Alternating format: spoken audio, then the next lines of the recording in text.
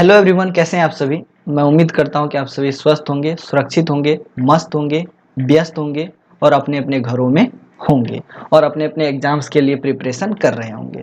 मैं आशा करता हूं कि आप सभी का प्रिपरेशन अच्छा होगा और आप सभी का प्रिपरेशन अच्छा हो, बहुत अच्छा हो, उसके लिए मैं भी अपनी ओर से प्रयास कर रहा हूँ। इसी श्रेणी में मैं एक और वीडियो लेकर आया हूँ आप लोगों के लिए। इस वीडियो सीरीज के अंदर हम लोग BE GAE, ये क्या हो रहा है भाई, 182 को डिस्कस करेंगे। ठीक है, BE GAE 182 बुक के इंपॉर्टेंट क्वेश्चन आंसर्स को हम लोग इस वीडियो सीरीज के अंदर डिस्कस करने वाले हैं। आगे बढ़ने से पूर्व मैं थोड़ी सी बातें आप लोगों को कह देता हूँ, बता देता हूँ, फिर आगे हम लोग डिस्कशन करेंगे। देखिए, ये जो है ना, ये अंशु पब्लिशर्स, ये पहले इग्नू टिप्स असाइनमेंट के नाम से जानी जाती थी। ठीक है, लेकिन अब ये अंशु पब्लिशर्स हो चुकी है। तो जिन्हें भी अब इग्नू टिप्स असाइनमेंट को सर्च करना है सोशल मीडिया प्लेटफॉर्म पे या फिर इंटरनेट पे, क्रोम पे, कहीं पे भी, तो इस इग्नू टिप्स असाइनमेंट को अब जो है अंशु पब्लिशर्स के नाम से सर्च करेंगे तो ज़्यादा बेहतर होगा, वो तुरंत आप लोगों को मिल जाएगी। ठीक है, अब चलिए आगे बढ़ते हैं, देखते हैं आगे हम लोगों को क्या डिस्कस करना है। फिलहाल मैं इसको इरेज कर दूं। ये एक छोटी सी एडवर्टीजमेंट की पेज है दोस्तों। इसके अंदर ये बताया गया है कि अंशु पब्लिशर्स इन सब चीज़ों में डील करती है। ठीक है, आप लोग ये सारी चीज़ें जो है परचेज कर सकते हैं। ये क्या है, बैग, पता नहीं, आज मैं नए सॉफ्टवेयर को यूज़ कर रहा हूँ पेन पर्पस के लिए, तो थोड़ी कन्फ्यूजन है। अगर किसी को कोई समस्या हुई तो मैं माफ़ी चाहता हूँ। तो मुद्दे पर आते हैं कि ये जो है ना, ये हमारे लिए जो है ना एक छोटा सा एडवर्टीजमेंट पेज है। इसके अंतर्गत ये बताया गया है कि इग्नू टिप्स असाइनमेंट या फिर अंशु पब्लिशर्स इन सारी चीज़ों में डील करती है। इसके लिए अगर आपको कोई किसी भी चीज़ की आवश्यकता है, किसी भी इग्नू के रिक्वायर्ड मटेरियल की आवश्यकता है, तो या तो आप ansupublishers.com पर जा करके ले सकते हैं, फिर 9523779253 पर व्हाट्सएप करके ले सकते हैं, या फिर मेल करके ले सकते हैं। ठीक है, ये देखिए, ये मेल करके आप इन सभी चीज़ों को प्राप्त कर सकते हैं। खैर, आगे चलते हैं, अगली स्लाइड पे चलते हैं। ठीक है, अगली स्लाइड देखिए दोस्तों, ये है हमारी अगली स्लाइड और यही है हमारे मेन डिस्कशन का topic, BE GAE 182 English communication skills. इसमें हम लोग gas paper, sample paper, notes, previous year paper को देखने वाले हैं। ठीक है, इतनी बातों को अब आप लोग समझ गए होंगे। एक सेकंड में पेन के कलर को चेंज कर देता हूँ, तो क्लियर है। देखिए दोस्तों, इस BE GAE 182 बुक की जो है ना 2 वीडियो सीरीज पहले आ चुकी हैं। उसके अंतर्गत हम लोगों ने कुछ क्वेश्चंस जो है वो पहले ही डिस्कस कर लिए हैं। ठीक है, तो ये जो है ये तीसरी वीडियो सीरीज है और ये लास्ट वीडियो सीरीज है। इसके अंतर्गत हम सभी के सभी प्रश्नों को डिस्कस कर लेंगे, प्रीवियस ईयर क्वेश्चंस को भी हम लोग देख लेंगे।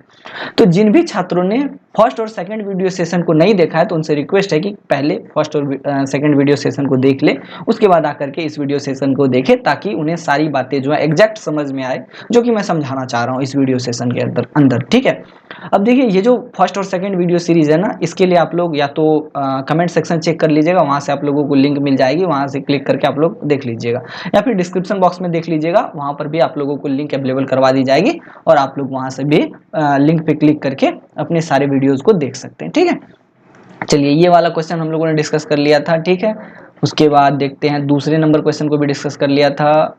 ये सारे क्वेश्चंस हम लोगों ने डिस्कस कर लिए थे, तो इसको देख करके कोई फायदा नहीं है।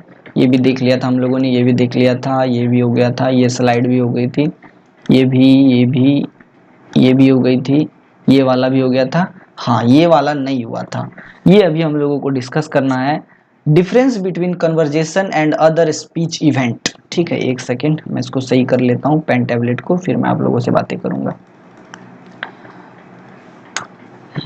तो और ये नेक्स्ट क्वेश्चन इसी टाइप से है कि what are the characteristics of conversation, how is conversation different from other speech events.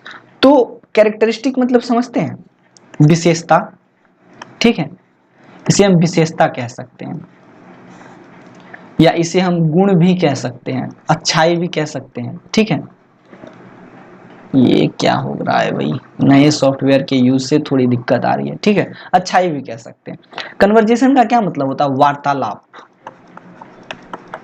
आप सभी आपस में बातें करते हैं ना, आप अपने भाई से, बंधु से, दोस्तों से, यारों से बातें करते हैं ना, तो कन्वर्जेशन हो गया, वो वार्तालाप हो गई। ठीक है, स्पीच मतलब क्या होता है, भाषण।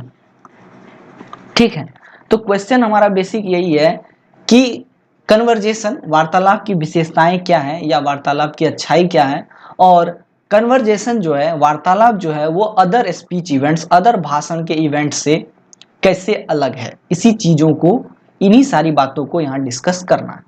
चलिए इस स्लाइड को मैं पढ़ता हूँ और आप लोगों को समझाने की कोशिश करता हूँ।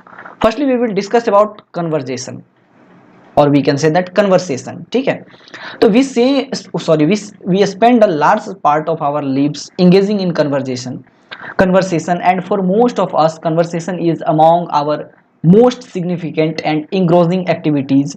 Researchers from various academic disciplines have looked at conversation as an object of inquiry and come up with fascinating findings. Psychologists and linguistics have made observations about conversation. The term conversation is used somewhat ambiguously in current literature. It is used sometimes to refer to any spoken encounter or interaction on, and sometimes more restrictively, total occurring when a small number of participants come together and settle into what they perceive to be a few moments cut off from instrumental tasks. The activities which are directly governed by norms for the use of speech are called speech events. As speech events, conversation can be contrasted with other types of speech events like lectures, interviews, discussions, meeting and debates. तो conversation जो है directly यहाँ पर जो बातें कही गई है वो मैं आप लोगों को बता देता हूँ। दरअसल कन्वर्सेशन क्या है, ये हमारी एक एक्टिविटी है, ठीक है, और ये हम नित्य प्रतिदिन करते हैं, प्रतिदिन करते रहते हैं, और इनफैक्ट हमारे जीवन का 90% जो है भाग या हिस्सा कन्वर्सेशन में बीत जाता है। रिसर्चर्स ने हमारे बातों को देखते हुए और आसपास की घटनाओं को देखते हुए कन्वर्सेशन के ऊपर कई सारे ऑब्जर्वेशंस फाइंड किए, उन्होंने कई सारी चीज़ों को ऑब्जर्व किया। तो रिसर्चर्स का कहना है कि ये जो कन्वर्सेशन है ना, ये एम्बिगुअस है, मतलब कि अस्पष्ट है अपने नेचर में कि आखिर एग्जैक्ट कन्वर्सेशन है क्या। ठीक है, सामान्यतः लोग इसे क्या कह देते हैं कि आपस में की गई बातचीत को कन्वर्सेशन कह देते हैं, आपस में एक दो लोग बात कर रहे हैं वो कन्वर्सेशन हो गया। लेकिन कुछ रिसर्चर्स कहते हैं ऐसा नहीं है। कभी कभी क्या होता है कि लोग जब बात करते हैं, मतलब आपस में एक दूसरे से बात करते हैं, तो उसे भी कन्वर्सेशन कह सकते हैं, या फिर किसी ने कोई बात कही और उसके रेस्पेक्ट में उसको काउंटर करने के लिए, उसको मतलब काटने के लिए अगर कोई बात कही गई तो उसे कन्वर्सेशन की संज्ञा देंगे। तो अलग अलग रिसर्चर्स के अलग अलग मत हैं, अलग अलग विचार हैं, ठीक है। तो सबके अपने अपने विचार हैं और आपके भी शायद अपने विचार होंगे कन्वर्सेशन को लेकर के। आप कभी सोचते होंगे कि दो लोगों के बीच की बातचीत को कन्वर्सेशन कहेंगे, कभी उससे ज़्यादा लोगों की बातचीत को कन्वर्सेशन कहेंगे। तो ये अभी तक स्पष्ट नहीं है कि एग्जैक्ट कन्वर्सेशन है क्या। हालांकि इतनी बात जरूर स्पष्ट है कि कन्वर्सेशन जो है ना, यह एक टू वे कम्युनिकेशन है, ठीक है। मैक्सिमम टाइम यह एक टू वे कम्युनिकेशन है, ठीक है। जैसे मैं आप लोगों से बातें कर रहा हूं, अगर आप लोग शायद मेरे सामने लाइव होते, मैं आपसे बातें करता और आप भी मुझसे बातें करते साथ साथ एक जगह बैठ के, तो ये टू वे कन्वर्सेशन होता, टू वे कम्युनिकेशन होता, इसे हम कन्वर्सेशन की संज्ञा देते, ठीक है। मेरी बातों को आप समझ गए। लेकिन चूंकि आप लोग सामने हैं नहीं, आप लोग यूट्यूब के माध्यम से मुझे देख रहे हैं, तो मैं जो बोल रहा हूँ इसे स्पीच इवेंट की कैटेगरी में रखा जाएगा, क्योंकि आप लोग लाइव मेरे ऊपर कोई भी मतलब कमेंट नहीं कर सकते हैं या मुझसे कोई क्वेश्चन पूछ नहीं सकते हैं।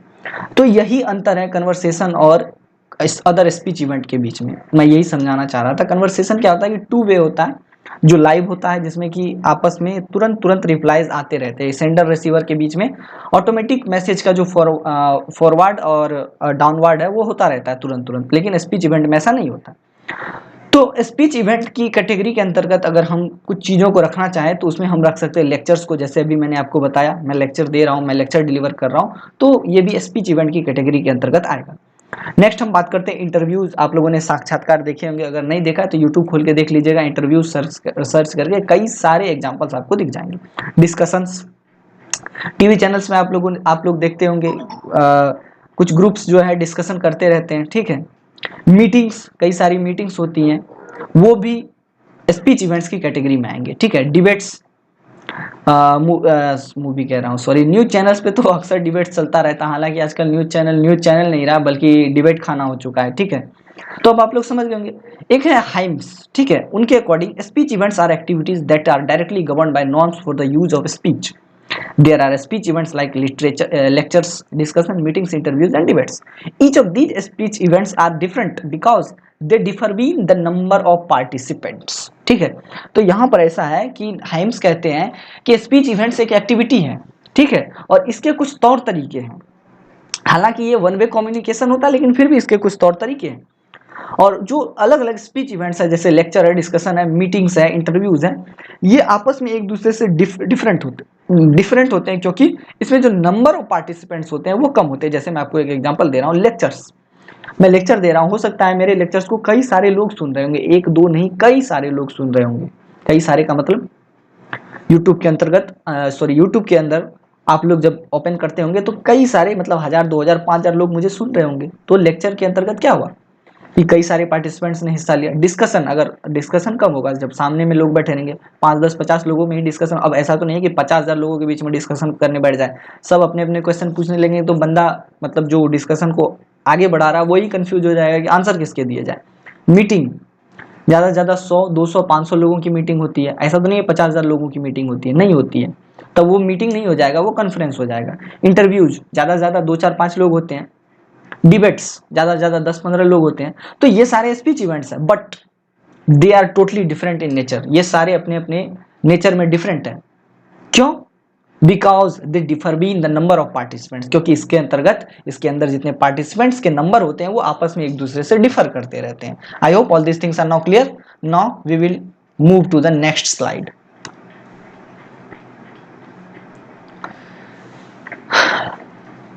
Speech events like conversations also have identifiable rules for proper beginnings, middles, and ending. Openings and closing are speech event specific. In many speech events there is an initial summons, example a memo notice calling for a meeting, and participants assemble over time before the occasions actually starts. Specified settings may be there like a hall or a classroom. The person who assemble are oriented to as specified category members. They may be club members, union members, or a student at a college. Some events like a formal meeting such as the annual general body meeting of the company needs a specified number of participants before the events may start. Some speech events may not begin even if the needed persons are present. Lecture, whether written or spoken from notes, is non reciprocal. There are no adjacency pairs, no turn taking, and no immediate verbal feedback as we have in conversation. So the speaker has to propel the communication on his own. This does not mean that the lecture is not an interactive process of negotiation. It is interactive, but this interaction is conducted by the speaker himself by enacting the roles of speaker and of the audience. तो यहाँ पर कुछ बात इस तरीके से कहने की कोशिश की जा रही है कि जो स्पीच इवेंट्स होता है, ठीक है, सेम उसके अंतर्गत भी, सेम उसके अंदर में भी कुछ रूल्स होते हैं, ठीक है। जैसे कन्वर्सेशन होता है, जैसे हम आपस में बातें करते हैं, तो ऐसा तो नहीं है कि मतलब जो इच्छा होती है वो बात करते हैं, नहीं। हम लोग क्या करते हैं, कोई एक टॉपिक लेते हैं, तब हम लोग उसके अंतर्गत कन्वर्सेशन करने की कोशिश करते हैं। जैसे 1, 2, 4 लोग मिलके बैठ गए और उन्हें आज डिस्कस करना हो कि चलो भैया हम भारत के स्थलाकृतियों के बारे में डिस्कस कर लेते हैं, लैंड फॉर्म्स कैसे हैं इंडिया में, ठीक है। तो एक प्रॉपर बिगनिंग होगी कि हाँ भारत में 5 तरीके के लैंड फॉर्म्स है या फिर 6 तरीके के लैंड फॉर्म्स है, पर्वत है, पठार है, मैदान है, ठीक है। उसके बाद पश्चिमी घाट है, फिर उसके बाद रेगिस्तान है। तो इस तरीके से क्या होगी, एक बिगनिंग होगी, फिर मिडिल होगा जिसके अंतर्गत मतलब सारी बातों की चर्चा की जाएगी, फिर अंत होगा कि हाँ मतलब सारी बातें अब डिस्कस कर ली गई। तो कन्वर्जेशन के तरह ही स्पीच इवेंट्स के अंतर्गत भी क्या होते हैं कि कुछ रूल्स होते हैं, ठीक है। जैसे कन्वर्जेशन में क्या होती है, ओपनिंग होती है, सेम उसी तरीके से स्पीच इवेंट्स में भी ओपनिंग होती है, क्लोजिंग होती है, ठीक है। कहीं से ये स्टार्ट होता है और कहीं पे जाके एंड होता है। जैसे हम लोग बात कर लेते हैं, कभी कभी क्या होता है, जैसे कि कोई मीटिंग होनी होती है। अब एक कंपनी में कई सारे ग्रुप ऑफ एम्प्लॉयज़ वर्क कर रहे होते हैं, लेकिन क्या एक समय में जब मीटिंग होनी है तो सभी एक साथ आ जाएंगे? नहीं, जब तक उन्हें समन नहीं मिलेगा, मेमो या नोटिस नहीं मिलेगा, या फिर उन्हें कॉल नहीं किया जाएगा कि भैया आइए मीटिंग है, तो वो कैसे आएंगे? तो क्या है कि एक बिगनिंग है कॉल करना, बताना कि या नोटिस भेजना कि भैया हमारे इधर मीटिंग है ऑफिस के अंतर्गत, ऑफिस के अंदर आप सभी आ जाइए, ठीक है। बार बार आज मैं गलती कर रहा हूँ, अंतर्गत और अंदर में, ठीक है, मिस्टेक हो रहा है, सॉरी। तो ये बात आप समझ गए। अब देखिए, कोई भी स्पीच इवेंट हो, उसके अंदर क्या होते हैं, उसके अंतर्गत आप मान के चलिए कि एक प्रॉपर सिटिंग होती है, ठीक है। जैसे एक लेक्चर डिलीवर करना हो, यह भी एक स्पीच इवेंट है। तो ऐसा थोड़ी है कि सड़क पे चलते हुए लेक्चर डिलीवर कर दिया हमने, नहीं कर सकते ना। तो मान लेते हैं एक ऑफिस है, सॉरी एक स्कूल है या कॉलेज है, उसमें एक प्रॉपर हॉल होगा या एक प्रॉपर क्लासरूम होगा, उसके अंदर हमारे या आपके जो भी शिक्षक होंगे वो आएंगे, वो अपनी बातों को रखेंगे। ठीक है, मेरी बातों को समझे ना आप लोग। या फिर मान लेते हैं कि किसी क्या कहते हैं ऑफिस में मीटिंग होनी है, तो वहाँ पे यूनियन के मेंबर आएंगे। ठीक है, या फिर मान लीजिए इस तरीके से कि कॉलेज में अगर लेक्चर डिलीवर होना है तो स्टूडेंट ही नहीं रहेंगे, तो क्या बेंच को लेक्चर डिलीवर किया जाएगा? नहीं किया जाएगा। तो हम केवल यहाँ पर इतना कहना चाह रहे हैं कि एक प्रॉपर सीटिंग अरेंजमेंट होती है, एक प्रॉपर तौर तरीका होता है सारे स्पीच इवेंट्स को कंप्लीट करने का। आई होप मेरी बातों को अब आप लोग समझ गए होंगे। अब देखिए यहाँ पर एक एग्जांपल ले रहा हूँ, एक प्रॉपर स्पीच इवेंट है लेक्चर। ठीक है, इस पर हम लोग डिस्कशन करेंगे। देखिए ये जो लेक्चर होता है यह एक स्पीच इवेंट है और ये maximum time one way communication होता है। इसके अंदर होता क्या है कि जो लेक्चर देने वाला होता है वो क्या करता है, पहले सारी अपनी बातों को रख देता है और फिर वो दूसरों से अंतिम में फीडबैक मांगता है। पहले जितनी सारी बातें होती है लेक्चरर के मन में वो पहले रख देता है स्टूडेंट के सामने, फिर वो अंतिम में स्टूडेंट से बोलता है कि भैया अब आपके सामने जो परेशानी है वो मेरे से पूछ लीजिए। ठीक है, हालांकि यहाँ पर हम ये देख रहे हैं कि लेक्चर ने लेक्चर डिलीवर किया और स्टूडेंट ने उसका फीडबैक भी दिया, तो क्या ये टू वे कम्युनिकेशन नहीं हुआ? तो मैं ये कहूंगा कि हाँ टू वे कम्युनिकेशन हुआ, लेकिन ये एक प्रॉपर सीक्वेंस वाला टू वे कम्युनिकेशन नहीं हुआ, क्योंकि पहले लेक्चरर ने अपनी सारी बातें रख दी, फिर उसके बाद उसने स्टूडेंट से फीडबैक मांगे। ठीक है, तो यहाँ पर क्या है कि जैसे कन्वर्सेशन में क्या होता है कि तुरंत बात कहने के बाद तुरंत इमीडिएट रेस्पॉन्स हो जाता है, लेकिन लेक्चर जैसा इवेंट के अंदर क्या होता है कि तुरंत इमीडिएट रेस्पॉन्स नहीं आता है। ठीक है, इसमें क्या होता है, जब तक सेंडर या मैसेज डिलीवर करने वाला जब तक परमिशन ना दे तब तक जो है क्या होता है, तो कोई भी रिस्पॉन्स नहीं आता है। ठीक है, मेरी बातों को आप लोग समझ गए होंगे। अब आगे देखते हैं। But whereas in spoken discourse conversation, this negotiation process is typically overt and reciprocal. In lectures and written communication, it is covert and non-reciprocal.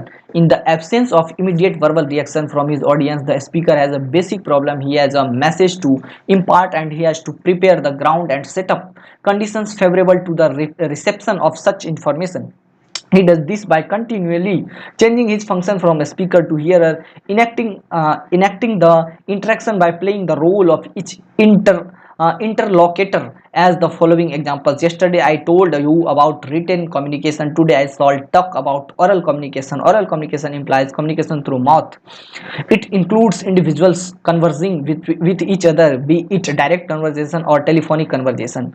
तो यहाँ पर एक एग्जांपल देने की कोशिश कर रहा हूँ, जहाँ की जैसे ऊपर में मैंने बताया ना कि कन्वर्सेशन क्या है, एक स्पोकन डिस्कोर्स है, मुख से बोला जाने वाला डिस्कोर्स है, और इस ये टू वे कम्युनिकेशन होता है, इसमें तुरंत इमीडिएट रिस्पॉन्स आते हैं। ठीक है, तो जैसे ही सामने वाले ने कहा तुरंत उधर से रिस्पॉन्स आ गया, तो सामने वाले को पता चल जाता है कि भैया एग्जैक्ट बात कहने की क्या कोशिश की जा रही है। जैसे आप लोग मेरे सामने खड़ा होते, अगर मेरे सामने बैठे होते, मेरे से बात कर रहे होते, मैं आप लोगों के सामने यही सारी बातें रख रहा होता, तो मेरे से शायद अगर कोई गलती हो जाती तो आप लोग तुरंत उधर से रिस्पॉन्स दे देते कि सर यहाँ पर, या भैया आप यहाँ पर ये गलती बता रहे हैं, आप इसको सुधार लीजिए।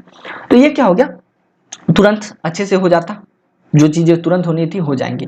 लेकिन मैं भी एक लेक्चर डिलीवर कर रहा हूँ और आप लोग यूट्यूब पे देखेंगे तब रिस्पॉन्स करेंगे, तो मैं भी हो सकता है अभी जो मैं गलती बता रहा हूँ वो शायद गलत का गलत ही रह जाए, बाद में जब आप लोग मुझे नोट करके बताएंगे, पॉइंट करके कमेंट करेंगे, तभी मैं उसको ठीक कर पाऊंगा। तो कन्वर्सेशन में मैक्सिमम टाइम स्पीकर के साथ कोई समस्या देखने को नहीं मिलती है। स्पीकर जो बोलता है तुरंत उसको रिस्पॉन्स मिल जाता है, उसको पता चल जाता है कि क्या सही है क्या गलत है। लेकिन लेक्चर के अंतर्गत ऐसा कोई इवेंट जो है या ऐसी कोई घटना हमें देखने को नहीं मिलती है। तब उस सिचुएशन में क्या होता है कि जो स्पीकर होता है उसके साथ एक समस्या होती है कि उसे समझ नहीं आता है कि भैया सामने वाला समझेगा या नहीं समझेगा। तब वो क्या करता है, अपनी इस समस्या के समाधान के लिए पहले वो खुद अपने माइंड में जो बोलना चाहता है वो खुद अपने माइंड में सोचता है और फिर वो सामने रखता है। पहले माइंड में सोच करके वो ये समझने की कोशिश करता है मैं जो बोल रहा हूँ शायद बच्चे समझेंगे या नहीं समझेंगे। जैसे मैं आपको एक एग्जांपल दे रहा हूँ, मैं खुद अपनी बात कर रहा हूँ, तो मैं जो आपसे बातें कर रहा हूँ तो पहले अपने माइंड में सोच लेता हूँ मैं कि मैं जो बोल रहा हूँ मेरी बातों को आप लोग समझेंगे या नहीं। तो मेरे साथ ये समस्या एक तरीके से हो गई ना, अगर आप लोग सामने में होते तो मैं बिना सोचे ही बोल देता, अगर कोई गलती होती तो आप लोग पकड़ लेते, लेकिन ऐसा नहीं है, यहाँ पे ऐसा नहीं है। मैं जो बोल रहा हूँ पहले मैं अपने माइंड में सोच रहा हूँ, और मैं सोच के ये कंफर्म करने की कोशिश कर रहा हूँ कि क्या मैं सही बोल रहा हूँ, क्या बच्चे समझेंगे या नहीं समझेंगे। अगर मुझे लगता है हाँ बोलना चाहिए तभी मैं बोलता हूँ, ठीक है। तो ये बात समझ गए। जैसे अभी लेक्चर स्टार्टिंग के टाइम मैंने आपको बताया कि पिछले 2 वीडियो सेशन आ चुके हैं, अब आज हम लोग तीसरे वीडियो सेशन को डिस्कस करेंगे। जिसको समस्या है वो पहले 2 वीडियो सेशन को देख ले। तो मैंने आपको क्या क्या पहले पुराना मोटा मोटा पिछला वाला इंटरव्यू दिया, सॉरी ओवरव्यू दिया, सॉरी मिस्टेक, पुराना ओवरव्यू दिया कि भैया ये चीज़ें हो गई है और इन इन चीज़ों को आप लोग देख लीजिएगा, समझ लीजिएगा। और तब मैंने अपनी बातों को आगे रखने की कोशिश की। तो यहाँ पर क्या हो गया, पहले मैंने सोचा कि हाँ ये वाला शायद बच्चे नहीं देखे होंगे, देख लेंगे तो अच्छा रहेगा, कोई कमी होगी तो वो बता देंगे मेरे को, मैं आगे ठीक कर लूँगा। तो इस तरीके से ये जो लेक्चर इवेंट का कन्वर्सेशन चलता रहता है, ठीक है। तो मेरी बातों को अब आप लोग समझ गए होंगे। Now move to the next para. Speeches, presentations, discussions are all form of oral communication. Oral communication is generally recommended when the communication matter is of temporary kind or what a direct interaction is required. Face-to-face communication, meetings, lectures, conference, interview is significant so as to build a rapport and trust. तो देखिए बात ऐसा है कि जो speech event होते हैं वो भी मेनली 2 तरीके से हो सकते हैं, ठीक है। एक बोर्ड लेता हूँ मैं, पेन भी लेता हूँ मैं, पेन के कलर को चेंज करता हूँ, कुछ अच्छा सा तड़कता भड़कता कलर उठा लेता हूँ, ये वाला सही है। तो ये है स्पीच इवेंट, ठीक है। इसको भी आप 2 कैटेगरी में ब्रॉडली डिवाइड कर सकते हैं। एक ओरल फॉर्म होता है, ठीक है, एक आप कभी कभी रिटन फॉर्म कह सकते हैं इसको, ठीक है, या फेस टू फेस कह सकते हैं, face to face communication, face event, ठीक है। ओरल में क्या हो गया, लेक्चर हो गया, मैं जो लेक्चर आप लोगों के सामने डिलीवर कर रहा हूं ये भी तो क्या हो गया, क्या हो गया, ओरल कम्युनिकेशन, ठीक है। कहाँ चला गया भाई, ये क्या हो गया, डिलीट हो गया क्या सॉरी डिलीट हो गया, चलिए यहीं पर मैं बता देता हूँ। तो स्पीच हो गए, प्रेजेंटेशंस हो गए, डिस्कशंस हो गए, ये सारे क्या हो गए, ओरल फॉर्म ऑफ कम्युनिकेशन हो गए या फिर oral form of speech event हो गए। और ये जनरली हम जो है अच्छे तरीके से कर लेते हैं, लेकिन कभी कभी समस्या आती है तो फेस टू फेस कम्युनिकेशन को अपनाना पड़ता है। उसके लिए हम मीटिंग्स ले सकते हैं, लेक्चर्स, देखिए लेक्चर्स को 2 भागों में रख सकते हैं, ठीक है। लेक्चर्स को कैसे 2 भागों में रख सकते हैं, अगर यूट्यूब पे या ऑनलाइन अगर लेक्चर देख रहे हैं, चेहरा नहीं दिख रहा हो तो ये ओरल कम्युनिकेशन की कैटेगरी में जाएगा, और अगर चेहरा दिख रहा हो तो ये फिर speech to sorry face to face communication की कैटेगरी में जाएगा और लाइव स्पीच इवेंट के अंतर्गत आएगा, ठीक है। कॉन्फ्रेंसेस हो गए, इंटरव्यूज हो गए, तो ये सारे क्या हो गए, हमारे face to face communication method of speech event. तो मेरे ख्याल से आप लोग इन सभी बातों को समझ गए होंगे। अब चलिए आगे देखते हैं अगला क्या है, अगली स्लाइड में क्या है भाई, कहाँ चला गया, ये वाली स्लाइड डिस्कस की हमने क्या, ये वाला, हाँ ठीक है। अब अगले क्वेश्चन पे आ गए हम लोग। हमारा 9वां नंबर क्वेश्चन है, एक सेकेंड, सेम हो गया, ये ठीक है। What are the 4 levels of reading comprehension, explain each briefly with suitable examples. तो यहाँ पर क्वेश्चन ये है कि जो भी आप लाइंस पढ़ते हैं, जो भी इंग्लिश में पढ़ते हैं, उसको पढ़ने के अलग अलग लेवल्स क्या हैं, अलग अलग 4 लेवल्स क्या हैं, और सभी को ब्रीफली डिस्कस करना है, ठीक है। तो चलिए डिस्कस करते हैं। रीडिंग, सॉरी मिस्टेक हो गया, ये वाला कहाँ चला गया मेरा, ये क्या हो गया भाई, हाँ ये, इसको एक सेकेंड, सॉरी दोस्तों, 2 बातों से डिस्टर्ब हो गया था। पहली बात तो ये कि ये नए सॉफ्टवेयर की वजह से थोड़ी सी बातें समझ में नहीं आ रही है मेरे को। ये जो पेन वाला सॉफ्टवेयर है ये नया है, इसको अभी मैं 1-2 दिन समझने में लगाऊंगा कैसे कैसे ये ऑपरेट होता है, ठीक है। दूसरी बात तो बगल में फिर से वो छपरी लौंडे मतलब म्यूजिक चला रहे थे, तो मैं उधर थोड़ा सुनने लग गया था कि भाई क्या आप लोग ज़्यादा परेशान तो नहीं हो रहे होंगे, ठीक है। चलिए अब डिस्कस करते हैं। हाँ, तो हमारा क्वेश्चन था what are the 4 levels of reading comprehension, explain each briefly with suitable examples. तो ऐसा है कि यहाँ पर हालांकि अभी तो मैं बता ही चुका हूँ, फिर भी मैं इसको एक बार और अच्छे से क्लियर करके बताता हूँ, तुरंत आप लोग समझ जाएंगे कि मैं कहना क्या चाह रहा हूँ। तो यहाँ पर ये है कि जो आप पढ़ते हैं ना, ठीक है, उसको आप समझते कैसे हैं, उसके कौन से 4 लेवल हैं, उसके कौन से 4 तरीके हैं, आपने जो पढ़े उसको समझने के कौन से 4 तरीके हैं, उन सभी को यहाँ डिस्कस करना है, ठीक है। तो चलिए डिस्कस करते हैं। सबसे पहला है कि reader operate cognitively at 4 highly interrelated and overlapping levels of meaning: the literal, the interpretive, the critical and the creative। ठीक है, तो 4 तरीके से आपने जो पढ़ा है उसको समझा जा सकता है, और चारों के चारों मीनिंग्स आपस में एक दूसरे पर ओवरलैप करते हैं, मतलब चारों एक दूसरे से इंडिपेंडेंट नहीं है, अलग अलग नहीं है, बल्कि चारों एक दूसरे से मिक्स हैं। मैं इसको भी समझाऊंगा। सबसे पहला है हमारा, कहाँ चला गया भाई, ये 1 नंबर पे आता है। 1 सेकंड में इसके साइज को छोटा कर दूं, 18 कर देता हूं एक बार इसको, ठीक है। तो सबसे पहला हमारा 1 number, literal meaning, literal level of reading comprehension. Literal comprehension involves the reader in understanding the information given in a text, which may be facts and details, series of events, main ideas and generalizations, causes and effects. At this level, the key element is that the information is present, a black and white in text. The reader has to say exactly what the passage is saying to make sure that he understands it. For example, if the text is about how to read a poem, the reader should be able to state the steps to read a poem. In literal comprehension, the reader has to understand paragraph, sentence and word meanings. The reader does not have to dig to deeply in the text to understand it. देखिए literal meaning या literal meaning जो होता है comprehension का, वो बहुत ही simple सरल meaning होता है, ठीक है।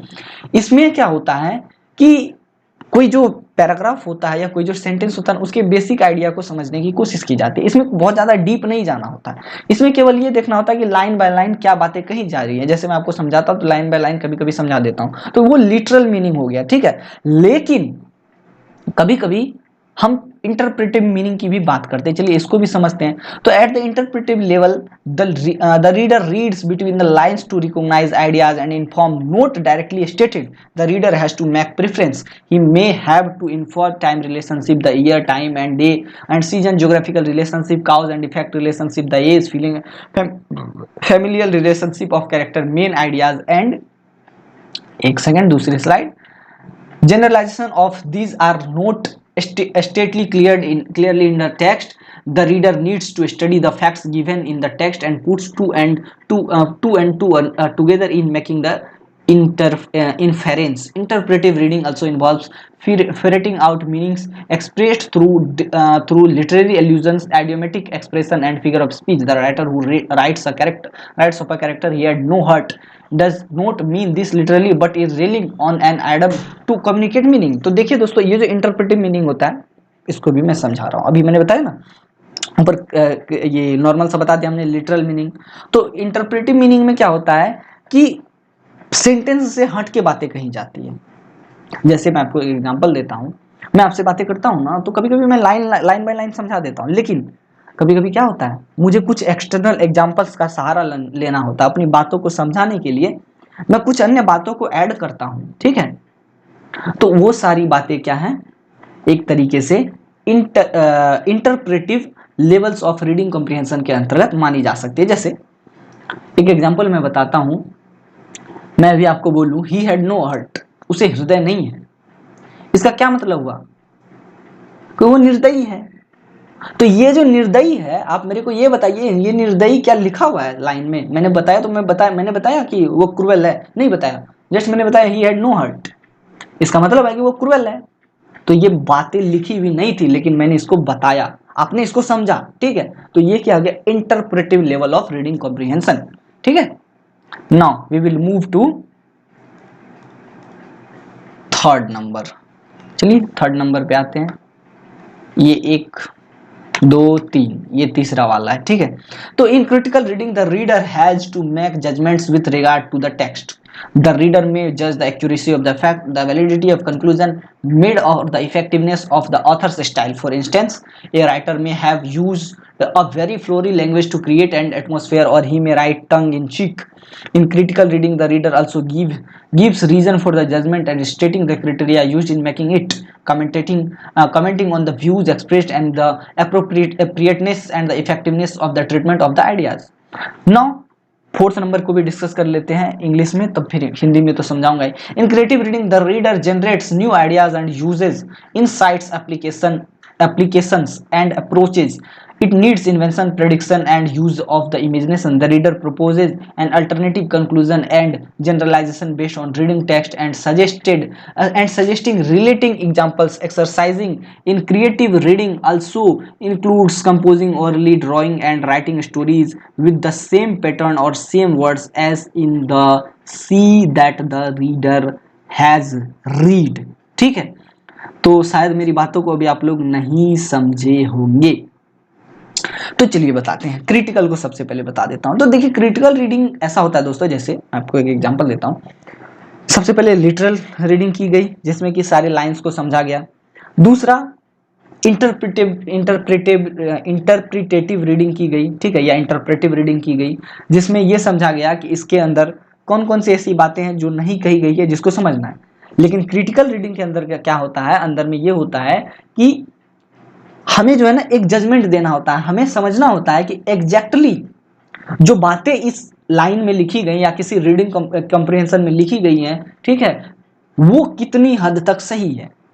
ये बातें क्रिटिकल मीनिंग के अंतर्गत अंदर लिखी जाती है, समझी जाती है। जैसे मैं आपको एक एग्जांपल देता हूं, मैं बातें कहता हूं ना आपसे, मैं आपसे डिस्कस करता हूं, तो इस समय क्या होता है कि मैं कई सारी बातों को रखता हूं, ठीक है, तो जो बातें मैं लाइन बाय लाइन पढ़ के समझा रहा हूं, तो ये क्या हो गया, लिटरल मीनिंग हो गया।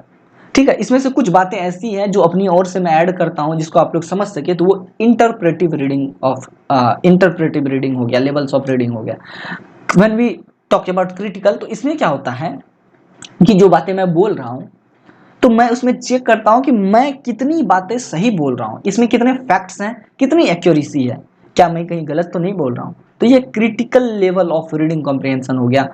इसको एक तरीके से मान सकते हैं, हालांकि मैं लेक्चर डिलीवर कर रहा हूं तो रीडिंग कॉम्प्रिहेंशन तो नहीं हो गया, नहीं है ये, फिर भी एक एग्जांपल के तौर पर आप समझ सकते हैं। Critical level of reading comprehension में आप लोग इसको कंसीडर करेंगे। जैसे मैंने जो भी बातें आपसे कही ना, आप लोगों ने जो भी बातें सुनी, तो अब आप लोग इसके मेरी बातों के आधार पर एक जजमेंट क्रिएट करेंगे। जजमेंट क्रिएट ये करेंगे, आप लोग ये समझने की कोशिश करेंगे कि भैया ने या फिर सर ने जो भी बातें कही क्या वो सही है या गलत है। तो अगर सही है तो आप लोगों ने क्रिटिकल लेवल ऑफ रीडिंग करी है, अगर गलत है तब भी आप लोगों ने क्रिटिकल लेवल ऑफ रीडिंग करी है, क्योंकि आप लोगों ने एक जजमेंट दिया है, आप लोगों ने फैक्ट्स और एक्यूरेसी चेक करने की कोशिश की है। Now we will talk about creative reading. देखिए ये वाला जो है सबसे डिफिकल्ट है, सबसे टफ है, और मैक्सिमम टाइम ये creative level of reading comprehension जो है पोएम में हमें देखने को मिलती है, या शायरी, कविता, कहानी इत्यादि में देखने को मिलती है। इसमें क्या होता है ना कि लाइन्स से हट के बिल्कुल बात कही जाती है, इसमें कुछ ऐसा होता ही नहीं है जो कि मतलब एग्जैक्ट तुरंत समझ में आ जाए। ठीक है, ये एक तरीके से इमेजिनेशन का खेल होता है। ठीक है, यह एकदम सोच पर डिपेंड करता है। जैसे मैं आपको एक एग्जांपल देता हूँ, एग्जांपल से ही आप लोग बेहतरीन तरीके से समझेंगे। एक सेकेंड याद कर लूँ मैं,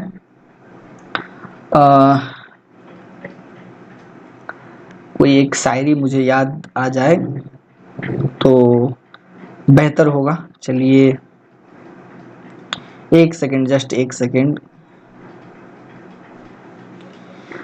हाँ, तो मुझे याद आ गई है एक शायरी, और वो कुछ इस तरीके से है कि तुम कभी देखना मेरी आंखों से दुनिया, तुम्हें उस दुनिया में सिर्फ तुम ही दिखोगे। ठीक है, तो अब मुझे बताइए इस लाइन को पढ़ के आप क्या समझेंगे, इसका क्या मीनिंग निकालेंगे आप। दो लाइनें मैंने आपको कही, ठीक है, तुम कभी देखना मेरी आंखों से दुनिया, तुम्हें उस दुनिया में सिर्फ तुम ही दिखोगे। ये प्रेमियों प्रेमिकाओं की लाइन है।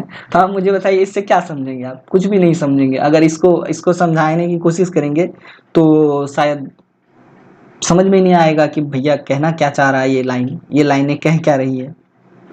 ठीक है, तो अगर इसको डायरेक्टली पढ़े तो ये हो गया लिटरल मीनिंग।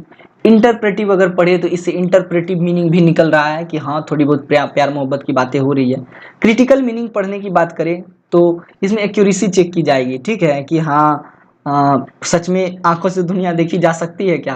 तो आप कहेंगे नहीं सर, बिल्कुल नहीं देखी जा सकती, ये कैसे पॉसिबल है, ठीक है। और जब क्रिएटिव मीनिंग की बात करें तो इसमें क्रिएटिव मीनिंग बिल्कुल निकल के आ रहा है, इसमें प्रेमिका और प्रेमी के बीच के जो संबंध है उसकी गहराई को दिखाया जा रहा है, ठीक है। तो ये क्या हो गया, क्रिएटिव लेवल ऑफ मीनिंग जो है वो हम इसमें से निकालते हैं, ठीक है। तो मेरी बातों को शायद अब आप लोग समझ गए होंगे, ठीक है। अब चलिए आगे बढ़ते हैं, देखते हैं कि आगे हमें क्या डिस्कस करना है, ठीक है। सबको इरेज कर देता हूं, चलते हैं अगली स्लाइड पे। What is the reason of reading? भैया क्वेश्चन ये है कि हम पढ़ते क्यों हैं, हम पढ़ते ही क्यों हैं, इसके लिए क्या आंसर देना, ये तो आप लोग समझते ही होंगे हम पढ़ते क्यों हैं। कुछ लोग कहेंगे नौकरी लेने के लिए पढ़ते हैं, जॉब के लिए पढ़ते हैं, या फिर कुछ लोग कहेंगे कि अभी मैं बस इसलिए पढ़ रहा हूँ ताकि इग्नू के एग्जाम पास कर जाऊँ। खैर जिनका जो भी हो वो आप देख लीजिएगा, मुद्दा ये है कि हमें यहाँ पर कैसे डिस्कस करना है। तो सबसे पहली बात, we want information for some purpose or because we are curious to know about some topics, the answer to a question or the solution to a problem। तो कभी कभी हम पढ़ते इसलिए हैं क्योंकि हम कुछ इन्फॉर्मेशन की इच्छा रखते हैं, हम कुछ जानकारी प्राप्त करना चाहते हैं। जैसे अभी आप मुझे इसलिए देख रहे हैं क्योंकि आपको मुझसे कुछ इन्फॉर्मेशन चाहिए एग्जामिनेशन से रिलेटेड, ठीक है। हम क्यूरियस होते हैं, हम जिज्ञासु होते हैं कुछ टॉपिक के बारे में जानने के लिए, कुछ क्वेश्चन के आंसर के लिए, ठीक है। We need instruction in order to perform some, एक सेकंड ये बहुत मोटा चल रहा है, ठीक करता हूं इसको, ठीक है। Some task in our work place और in our daily life, we want to know how an appliance works और how to make a model aeroplane, we are interested in new recipe for baking a cake, we have to fill in the form, ठीक है। इसको सबको erase कर देता हूं। तो ऐसा है कि कभी कभी हम कुछ इंस्ट्रक्शन को, कुछ नियमों को जानने के लिए पढ़ते हैं। जैसे घर में नया पंखा लाते हैं तो क्या करते हैं, अपने मन से सेट कर देते हैं क्या? नहीं, पहले हम उसके मैनुअल को पढ़ते हैं, समझते हैं कि उसके अंतर्गत क्या इंस्ट्रक्शन दिए गए, कैसे बताया गया कैसे पंखे को सेट करना। फोन लाते हैं या टीवी वगैरह लाते हैं तो पहले उसके अंदर जो है ना एक मैनुअल आता है, उसको पढ़ते हैं, समझते हैं, तभी तो हम उसको सेट करते हैं। तो यह भी क्या है, रीजन है रीडिंग करने का।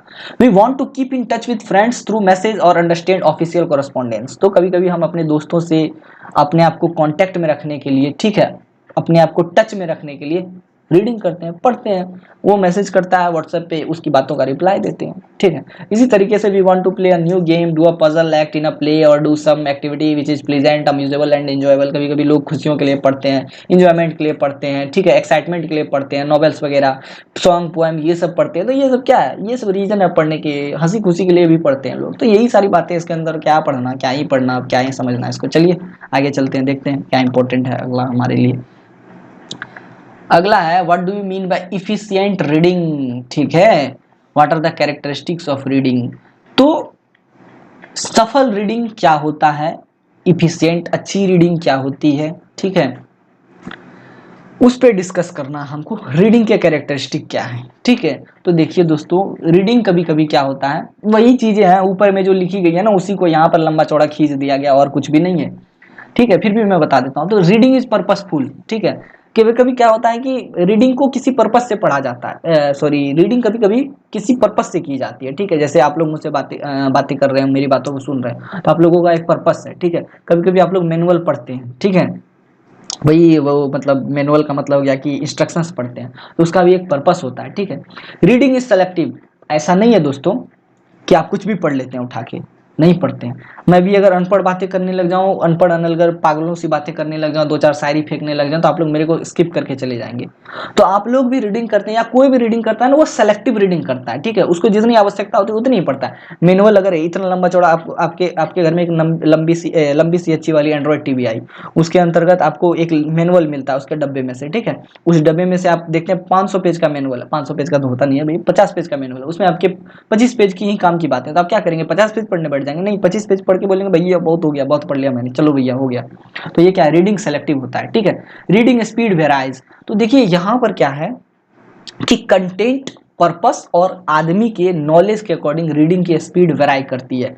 अब देखिए, अगर मैं एकदम स्पीड से, अभी मेरे वीडियो को आप सिंगल स्पीड से देखें, अगर 2x स्पीड से पढ़ने को लग जाए समझ, तो आप ये देखेंगे कि आप कुछ समझ नहीं पा रहे। तो यहाँ पर क्या है, रीडिंग स्पीड की वजह से ऐसा हो रहा है। अगर मैं नॉर्मली पढ़ा रहा हूँ तो आप अच्छे से समझ रहे होंगे, ठीक है। तो यहाँ पर क्या है कि रीडिंग का स्पीड वेराई करता है पर्पस के अकॉर्डिंग, कि पर्पस क्या है। अगर आपको समझना नहीं होगा, आपको बस सुनना है, तो आप 2x करके देख लिए, आपको कुछ समझने से कोई मतलब नहीं, बस सुनने से मतलब था, भैया हमने सुन लिया, हमारा काम हो गया। तो ये क्या हो गया, पर्पस के अकॉर्डिंग रीडिंग की स्पीड वेराई होगी। अगर आपको समझना है और सुनना भी है तो आप क्या करेंगे, जाहिर सी बात है स्पीड को नॉर्मल रखेंगे, ठीक है।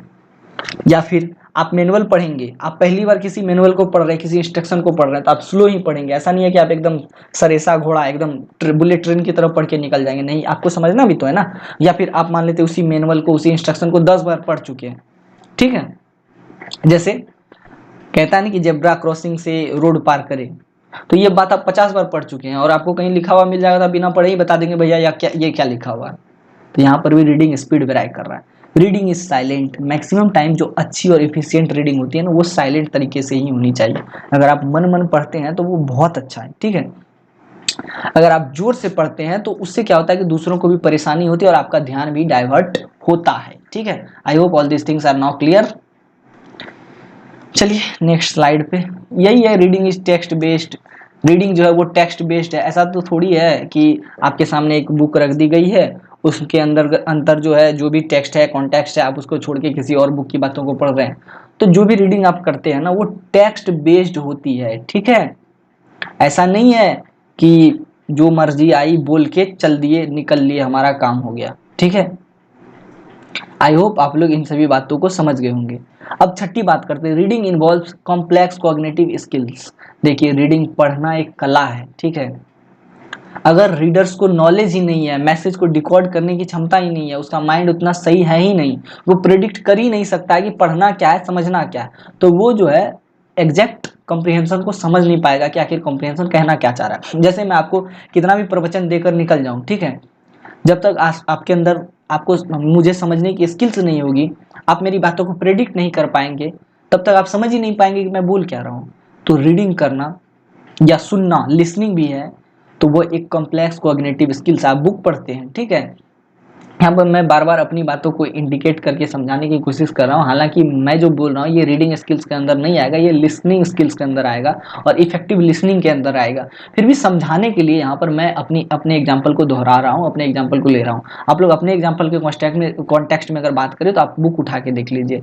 आपको अगर बुक पढ़ने की स्किल्स अच्छी खासी आती है, आपके अंदर अगर स्किल्स है, तभी आप बुक को पढ़ पाएंगे, ठीक है। अगर आपको ग्रामर की नॉलेज नहीं होगी, आप कुछ लाइंस को प्रिडिक्ट नहीं कर पाएंगे, कि समझ नहीं पाएंगे कि ये लाइंस क्या कह रही है, तो आप पढ़ नहीं पाएंगे, ठीक है। तो रीडिंग जो है कॉम्प्लेक्स कॉग्निटिव स्किल्स की डिमांड करता है। रीडिंग टेक्स्ट बेस्ड होता है, ठीक है। Effective readings also involve chunking of information that the well developed schema makes possible. When we read, our eye take in a whole phrase at a time which is meaningful. They do not move from word to word in a straight line. तो देखिए ऐसा है कि जब हम पढ़ते हैं ना, तो उसमें चंकिंग करनी होती है। मतलब देखिए जब हम पढ़ते हैं तो एक लाइन से पढ़ देते हैं तो हमारी आंखें जो एक लाइन से एक सेंटेंस को पढ़ती हैं, ठीक है। और आप हर वर्ड को नहीं समझते हैं, एक वर्ड को पढ़ते हैं, फिर दूसरे को पढ़ते हैं, दूसरे को समझते हैं, नहीं, आप एक सेंटेंस को पढ़ते हैं। सेंटेंस को आपकी आंखें पढ़ती है, तब आपका माइंड जो है उसकी चंकिंग करता है, उसको तोड़ तोड़ के समझने की कोशिश करता है, ठीक है। मेरी बातों को समझे ना। और reading is based on comprehension, that is understanding meaning is integral to reading rather than the result of it. तो रीडिंग जो है वो कंप्रीहेंशन पर बेस्ड होता है, समझ बूझ पर बेस्ड होता है। आपने क्या समझा, आपने क्या मीनिंग लगाया, यह मेन मोटो होता है रीडिंग का, ठीक है। इसका क्या रिजल्ट आया, आपने पढ़ा, अगर आपने समझ लिया, ठीक है, आपने कॉम्प्रिहेंशन को आपने एग्जैक्ट समझ लिया, तो आपकी जो कॉम्प्रिहेंशन है वो बहुत अच्छी है, ठीक है, और आपका रिजल्ट अच्छा। अगर आपने समझा ही नहीं तो बेकार है भैया, खत्म है भैया, मैं तो टूट गया, ऐसा वाला मैटर हो जाएगा, ठीक है। चलिए ये सब बातें आप लोग समझ गए होंगे, अब आगे देखते हैं। अगला है how words are formed by affixation and compounding. क्या ही बताऊं इसमें, ये तो ग्रामेटिकल पोर्शन है, फिर भी चलिए बताता हूं, एक सेकेंड। एक एफिक्सेशन एंड कंपाउंडिंग,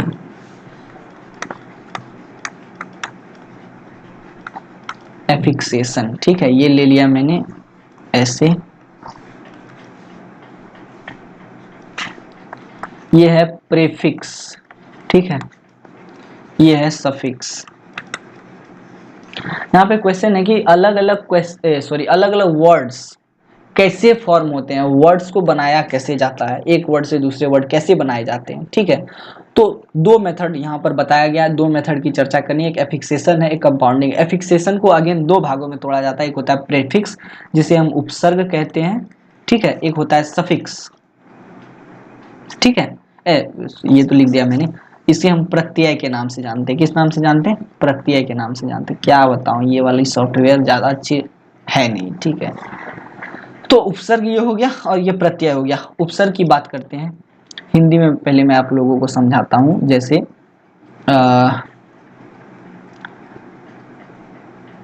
क्या, कौन सा एग्जाम्पल लूं मैं?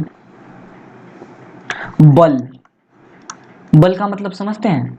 स्ट्रेंथ। इसी के पीछे या इसी के पहले प्रो लगा दिया जाए तो प्रबल, शक्तिशाली, ठीक है, समझे ना। जैसे यहां पर और एग्जांपल लेता हूं मैं, बुद्धि। बुद्धि, इसी के पीछे कु लगा दिया जाए तो कुबुद्धि।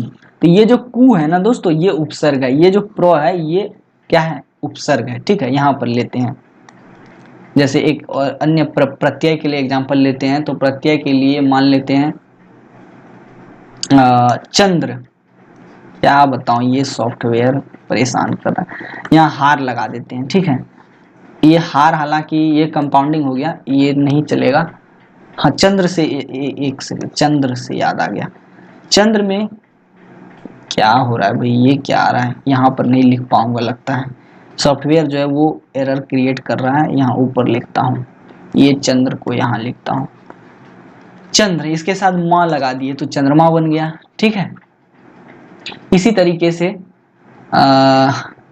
किसान है, ठीक है, इसमें हर्षिकार लगा दिए, किसानी हो गया, जिसे कृषि भी कह सकते हैं, ठीक है।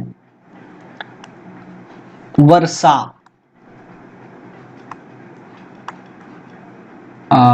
वर्षा छोड़ के एक एग्जांपल और लेते हैं, महाजोड़ ऋषि, तो ये हो गया महर्षि।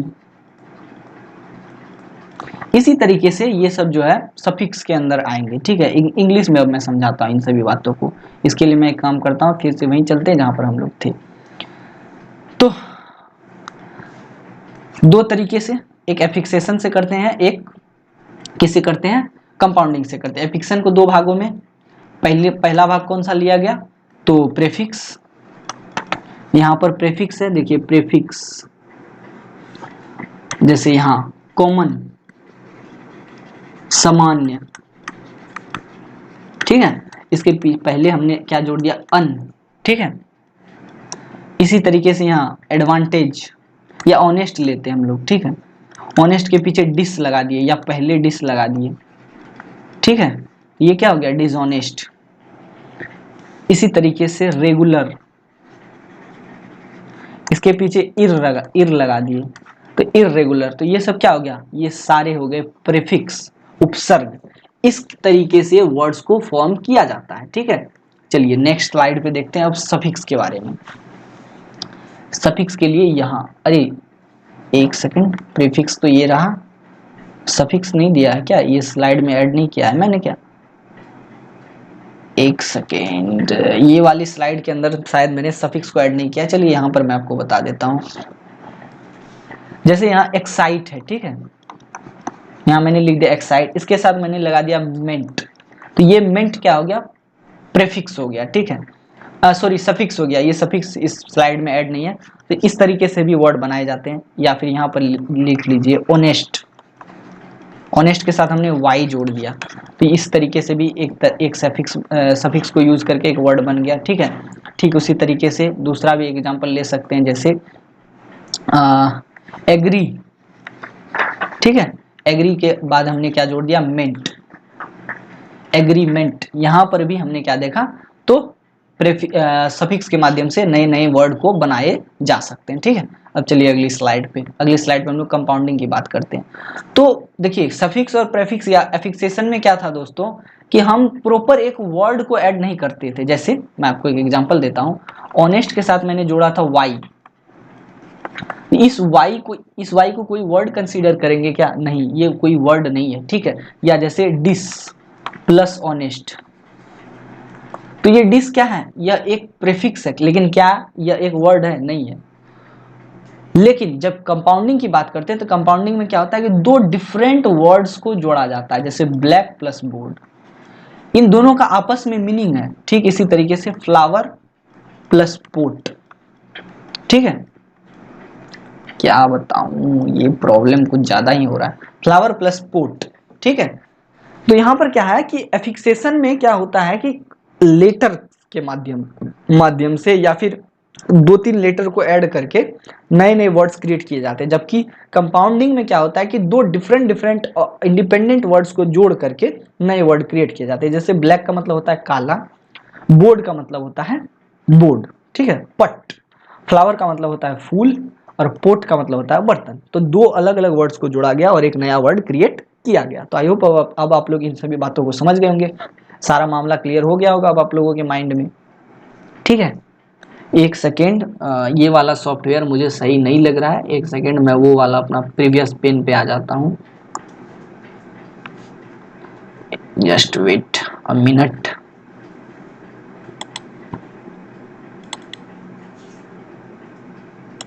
काफी परेशानी हो रही थी मेरे को, पेन ठीक से वर्क नहीं कर रहा था। चलिए मेरा अपना आ चुका है ये वाला software, best and best software, क्या मस्त चल रहा है। चलिए अब आ जाते हैं डिस्कशन पे, अब बहुत अच्छे से समझा पाऊंगा क्योंकि बार बार दिक्कत हो रही थी मेरे को।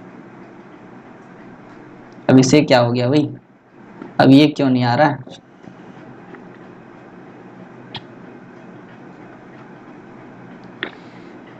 अब इसको क्या हो गया, ये क्यों वर्क नहीं कर रहा है, एक सेकेंड। हाँ भैया आ गया अब। चलिए परेशानी कुछ ज़्यादा ही हो रही है आज, आप लोगों को माफ़ी चाहता हूँ। चलिए फुल स्क्रीन मोड में आ जाते हैं, अब क्वेश्चन पे आते हैं। What is discourse, discuss it's type and class. तो डिस्कोर्स का मतलब होता है दोस्तों संवाद।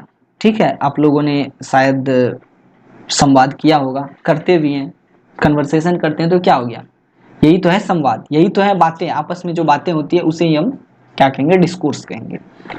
अब देखिए डिस्कोर्स जो होता है coherently arranged serious and systematic treatment of a topic in spoken और रिटन लैंग्वेज। यहाँ पर एक चीज यहाँ मेंशन की हुई है दोस्तों, रिटन लैंग्वेज। ठीक है, रिटन लैंग्वेज में जो डिस्कोर्स होते हैं ना उसे हम राइटिंग कहते हैं। ठीक है, तो हम यहाँ कह सकते हैं what is writing, discuss its types and class. It constitutes the category of academic discourse aimed at teaching students the method of organizing, narrating and giving detailed description of events. Classes of discourse, एक है expository, ठीक है, इसको clear करता हूँ, दूसरे slide पे चलता हूँ। दूसरा है डिस्क्रिप्टिव, तीसरा है परसुएसिव और चौथा है नरेटिव। तो इन चारों को अभी हम लोग डिस्कस करेंगे। ठीक है, यही चार तरीके के डिफरेंट डिफरेंट डिस्कोर्स होते हैं या फिर डिफरेंट डिफरेंट राइटिंग स्टाइल्स होते हैं। अगर हम रिटन फॉर्मेट में बात करें तो इसे हम राइटिंग स्टाइल्स कहेंगे, अगर हम ओरल फॉर्मेट में बात करें, स्पीच इवेंट के अंतर्गत रखें, तो इसे हम डिस्कोर्स कहेंगे। ठीक है, एक बात मैं आपको और बता देता हूं दोस्तों, ये जो टॉपिक है ना इसको हम लोग शायद BEGAE 142 में पहले डिस्कस कर चुके हैं। ठीक है, फिर भी यहाँ पर है तो डिस्कस तो करना पड़ेगा ना। चलिए तो एक्सपोजिटरी डिस्कोर्स के बारे में बात करते हैं। तो main purpose of this type of discourse is to explain. In expository discourse, the author focused and emphasizing on telling or explaining a given topic or a subject. This is the most common type of discourse. There is no place for the writer's opinion, emotional biases, or point of view. The main motive of this discourse is to spread information. इसको हम कह सकते हैं literal level. ठीक है, literal level of discourse, इसके अंदर कुछ नहीं है, इसके अंदर सिर्फ और सिर्फ उन्हीं बातों को रखना है, ठीक है, जो कि लाइंस में लिखी हुई है, जो कि सेंटेंस में लिखी हुई है, जो कि सेंटेंस के अंदर कही जा रही है। ठीक है, it has facts and figures organized in a logical order and in a proper sequence. It explains the subject area of usage, text book discourse, business discourse, research paper. मैं आपको एक बात बताता हूँ, एक्सपोजिटरी डिस्कोर्स में क्या होता है कि नॉर्मल एक्सप्लेनेशन होता है, जैसे मैं आपको जो भी बातें बोल रहा हूँ, ठीक है, तो ये एक्सपोजिटरी डिस्कोर्स के अंदर आएगा, क्योंकि अभी ये वाली अगर प्रॉपर इसकी बात करूँ, इसमें ये इस लाइन को पढ़ के मैंने उतना ही बताया जो कि इसके अंदर लिखा हुआ है। तो ये एक्सपोजिटरी डिस्कोर्स हो गया, जिसके अंदर मैंने आपको सारी बातों को एक्सप्लेन करने की कोशिश की और एक टॉपिक को एक्सप्लेन किया कि एक्सपोजिटरी टॉपिक क्या होता है, एक्सपोजिटरी डिस्कोर्स क्या होता है। और ये मोस्ट कॉमन टाइप का डिस्कोर्स होता है। जो भी बातें मैंने आप लोगों के सामने अभी या पिछले वीडियो सेशंस में करी होंगी वो लगभग एक्सपोजिटरी डिस्कोर्स के अंदर आएंगी, ठीक है। क्योंकि इसमें मैक्सिमम टाइम मैंने अपना कोई ओपिनियन ऐड नहीं किया है कि ये ऐसे नहीं ऐसे होगा, ये ऐसे नहीं है, या अपना कोई मैक्सिमम इमोशंस ऐड नहीं किया। जो बातें लिखी गई है उसी को मैंने समझाने की कोशिश की। तो इसमें मेरा कोई अपना पर्सनल ओपिनियन नहीं है, ना ही मेरा कोई इमोशंस है, ना ही मैं कोई बाइस्ड होके मैं प्रॉपर अपने तरीके से कोई ओपिनियन या पॉइंट ऑफ व्यू रख रहा हूँ। मैं जो बातें एग्जैक्ट स्लाइड के अंदर है वही बताने की कोशिश कर रहा हूँ। तो इस तरीके के एक्सपोजिटरी डिस्कोर्स का केवल और केवल एक उद्देश्य होता है, इस इंफॉर्मेशन को स्प्रेड करना। अब जैसे टेक्स्ट बुक के अंदर जो भी चीजें लिखी होती है, जो आप बुक वगैरह में लिखे हुए देखते हैं, तो उसके अंदर क्या होता है, मैक्सिमम एक्सपोजिटरी डिस्कोर्स होता है। अगर आप उसको पढ़ के समझते हैं तो एक्सपोजिटरी डिस्कोर्स के अंदर इसको समझते हैं। बिजनेस डिस्कोर्स मतलब बिजनेस पेपर, रिसर्च पेपर वगैरह अगर आप देखते हैं तो वो सब क्या होंगे, एक्सपोजिटरी डिस्कोर्स के अंदर आएंगे, ठीक है। आई होप मेरी इन सभी बातों को अब आप लोग समझ गए होंगे। चलिए आगे बढ़ते हैं, ठीक है। सिंपल है दिया हुआ, the elephant is the largest and the strongest of all living. It has thick legs, small tails, little eyes, large ears, long white tusk and a long noise which is its trunk. Elephants are found in India and in Africa. तो यहाँ पर जो sample है देखिए दोस्तों, इसमें क्या क्या बताऊंगा मैं आपको, कुछ अलग बता दूंगा क्या। एलिफेंट है, लार्जेस्ट एनिमल होता है, स्ट्रॉन्गेस्ट होता है all living. It has thick legs, इसके मोटे मोटे पैर होते हैं। टेल पूछ स्मॉल होती है, छोटी आंखें होती है, बड़े बड़े कान होते हैं। ये इंडिया और अफ्रीका में पाए जाते हैं। इसमें एक्स्ट्रा कुछ बताया क्या मैंने? नहीं बताया, कुछ भी नहीं बताया। तो ये जो है एक्सपोजिटरी डिस्कोर्स के अंदर आएगा। Now we will discuss about persuasive और आर्गुमेंटिव डिस्कोर्स, ठीक है। persuasive or argumentative discourse, this the main purpose of this type is of this discourse is to convince. It contains the opinions, thoughts and the biases of the author. The writer uses justifications, arguments and reason to make the readers agree to his or her points, ठीक है। अगली slide में चलते हैं। Highlights है कि reader to do something for the situation, reader को sorry दोस्तों, बताया जाता है कि भैया अभी जो बातें कही गई है उसके अकॉर्डिंग आपको कुछ करना चाहिए। इसमें रीजंस होते हैं, आर्ग्यूमेंट्स होते हैं, जस्टिफिकेशन होते हैं, ठीक है।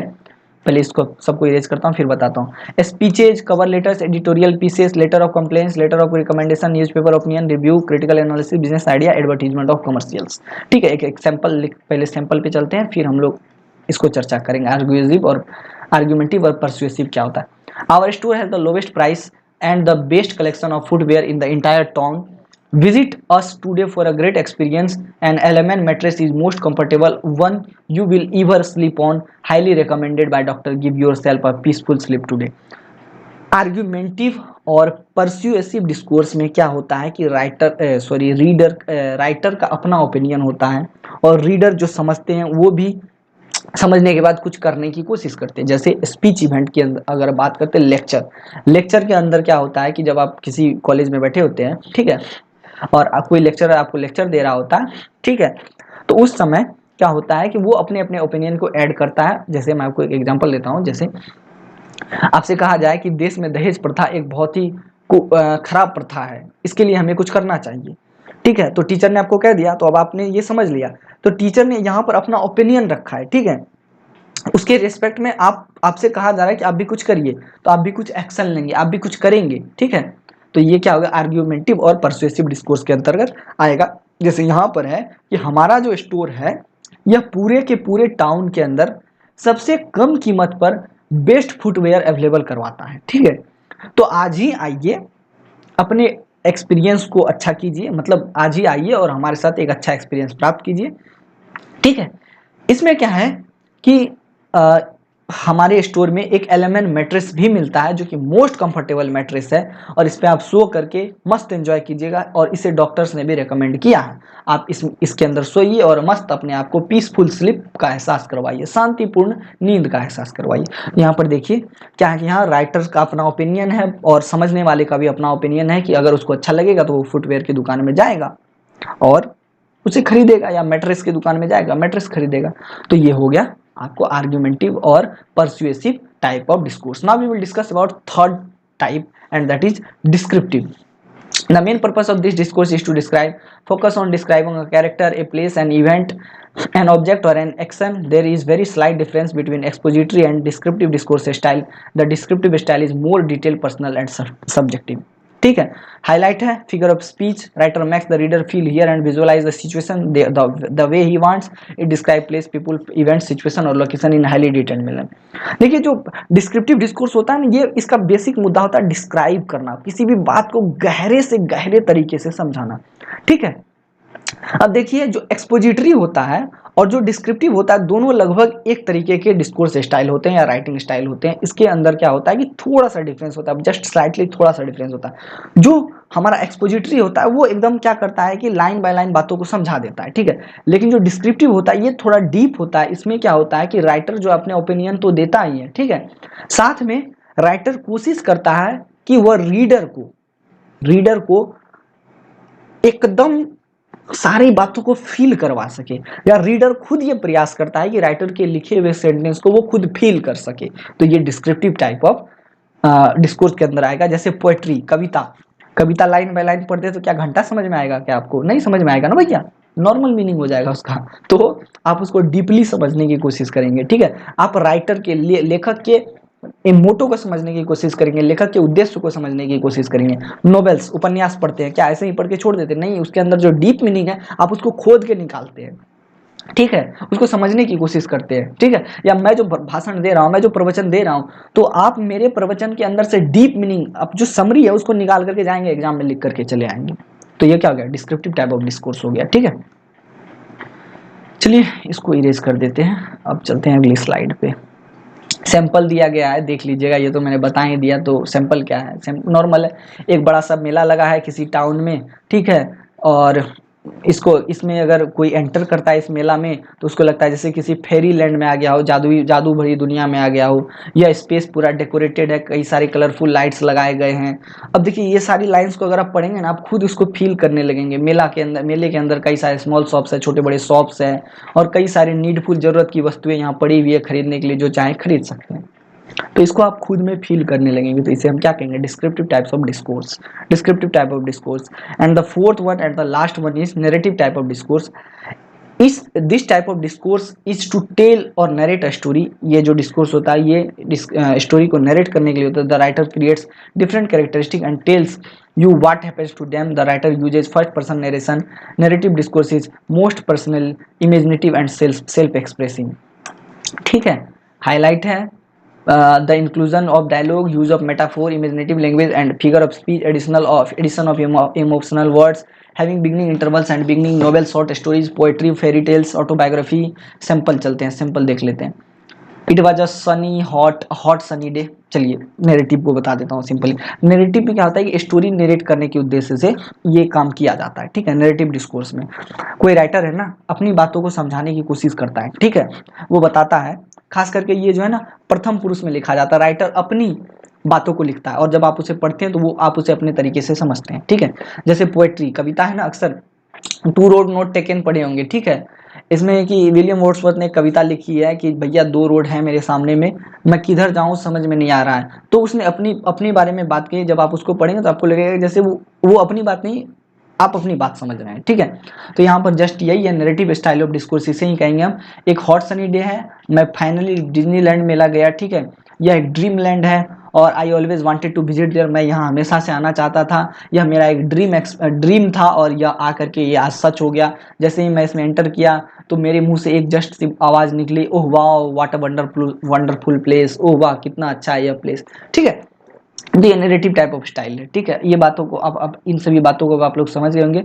अब हमारा जो नेक्स्ट क्वेश्चन है वो है डिस्क्राइब द राइटिंग प्रोसेस। तो लिखने का क्या तरीका है, हम लोग इसको अब डिस्कस करेंगे, ठीक है।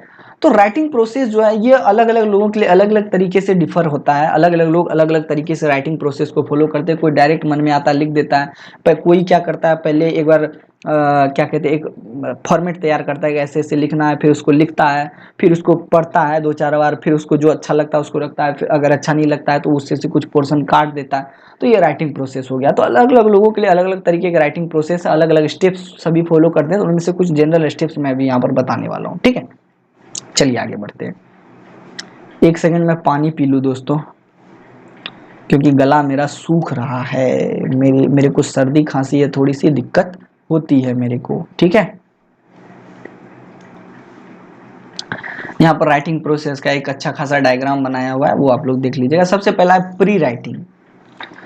Think and decide, make sure you understand your assignment, decide on a topic to write about, consider who will read your work, brainstorm ideas about the subject and how those ideas can be organized, make an outline. इसको मैं अपने पर लेकर के समझाऊंगा। जो भी बातें अभी मैं आपसे कह रहा हूं इसके लिए मैंने प्री राइटिंग करी है। अब प्री राइटिंग कैसे करिए, ये जो स्लाइड आप लोगों को दिख रही है ये प्री राइटिंग का ही एक हिस्सा है। मैंने आप लोगों को बताने से पूर्व सारी बातों को स्लाइड में लिखा है, ठीक है। तो इसमें सबसे पहले मैंने थिंक किया, सोचा, डिसाइड किया कि क्या लिखना है, और फिर मैंने ये भी समझा कि मुझे क्या लिखना है, कैसे लिखना है, और जो असाइनमेंट, जो चीजें मुझे लिखनी है वो कैसे लिखनी है, ठीक है।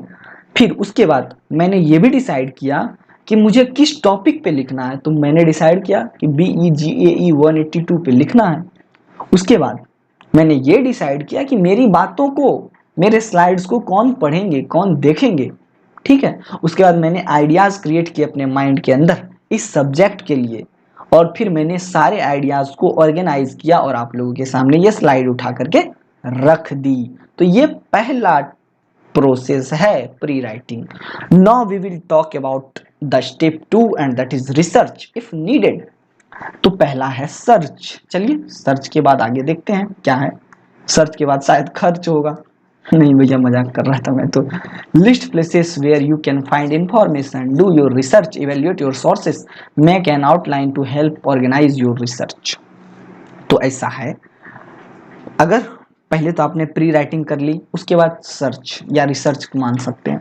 तो जहां जरूरत पड़ी मेरे को, मैंने कुछ रिसर्च किए, ठीक है। तो जैसे मैंने आपके बुक को एक बार पढ़ा, मैंने आपके पढ़ा नहीं बल्कि एक बार देखा कि भैया इसमें से कोई ऐसा क्वेश्चन तो नहीं है जो कि अभी भी छूट रहा है, तो मैंने उसको ऐड किया, ठीक है। मैंने रिसर्च किए, उसके बाद मैंने कुछ कंटेंट इधर उधर से भी उठाए, दूसरे तीसरे बुक में भी देखा कि एक्टिव बेस वोकेबुलरी क्या है, पैसिव वोकेबुलरी क्या है, कंटेंट वर्ड क्या है। तो ये सारी चीजें मैंने दूसरे तीसरे जगह से उठाई।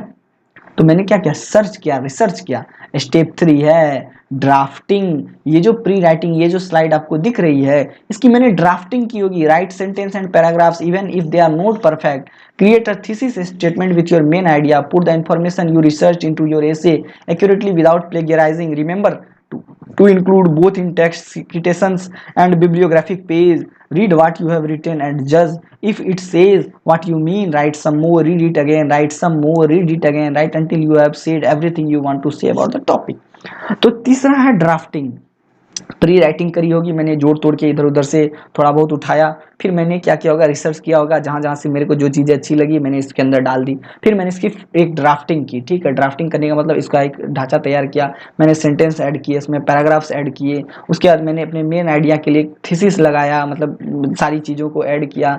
फिर अपने जो इन्फॉर्मेशन मैंने यहाँ वहाँ से जोड़ रखे थे सबको इसमें के अंदर डाला, पुट किया। फिर जो भी मैंने लिखा उसको देखा, उसको समझने की कोशिश की, और कुछ कमी लगी तो फिर लिखा, फिर इसको पढ़ा, ठीक है। फिर उसके बाद समझने की कोशिश की, और तब तक पढ़ा, तब तक समझा जब तक मेरे को लग नहीं गया कि शायद मैंने सारी बातें लिख दी। अब चौथा है रिवाइजिंग, मेक इट बेटर। चलिए इसको इरेज करते हैं, फिर चलते हैं नेक्स्ट स्लाइड पे।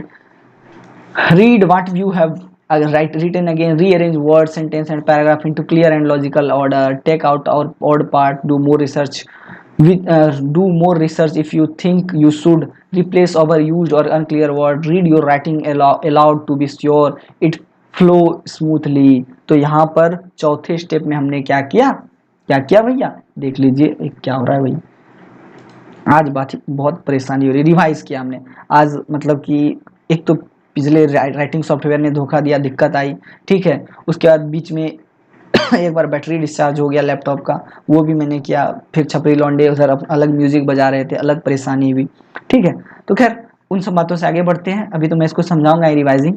एक बात और, जिनको भी ये स्लाइड चाहिए 9523779253 पर व्हाट्सएप करके ले लेंगे। यही नहीं, इसके अलावा और किसी भी अन्य सब्जेक्ट की PDF चाहिए तो वो मैं अपनी ओर से अवेलेबल करवाऊंगा विथ अ मिनिमम एक छोटा सा अमाउंट चार्ज करूंगा, उसके बाद सारी चीज़ें करके दे दूंगा। इसके अलावा कोई भी इग्नू विग्नू असाइनमेंट वगैरह चाहिए, जाइए परचेज कीजिए, मुझे फॉलो करके मेरी समस्याओं आप सॉरी मेरी समस्याएं कह रहा हूँ मैं, आपकी समस्याओं के समाधान आप पा सकते हैं यहाँ पर से, आपको आपकी समस्याओं के समाधान भी मिल जाएंगे। चलिए अब रिवाइजिंग की बात करते हैं। तो जो आपने प्री राइटिंग करी, रिसर्च किया, ड्राफ्टिंग करी, उसके बाद फिर से आप सारी बातों को पढ़िए, वर्ड सेंटेंस वगैरह को ऑर्डर की अरेंज कीजिए, ठीक है।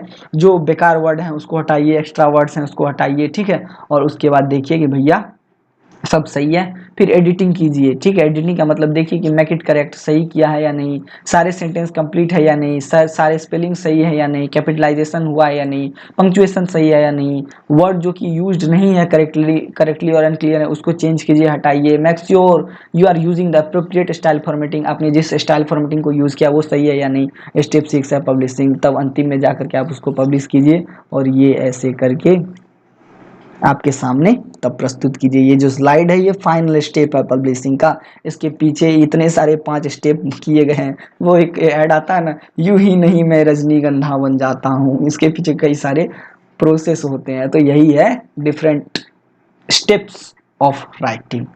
तो मेरे ख्याल से अब आप लोग मेरी बातों को समझ गए होंगे, ठीक है। चलिए सारी बातों को कर देते हैं इरेज और देख लेते हैं हम अपने अगले प्रश्न को। हमारा अगला प्रश्न है, right about the different levels of writing. अलग अलग राइटिंग्स के लेवल क्या हैं। ऊपर में हम लोगों ने पढ़ा था right about the different level of efficient reading.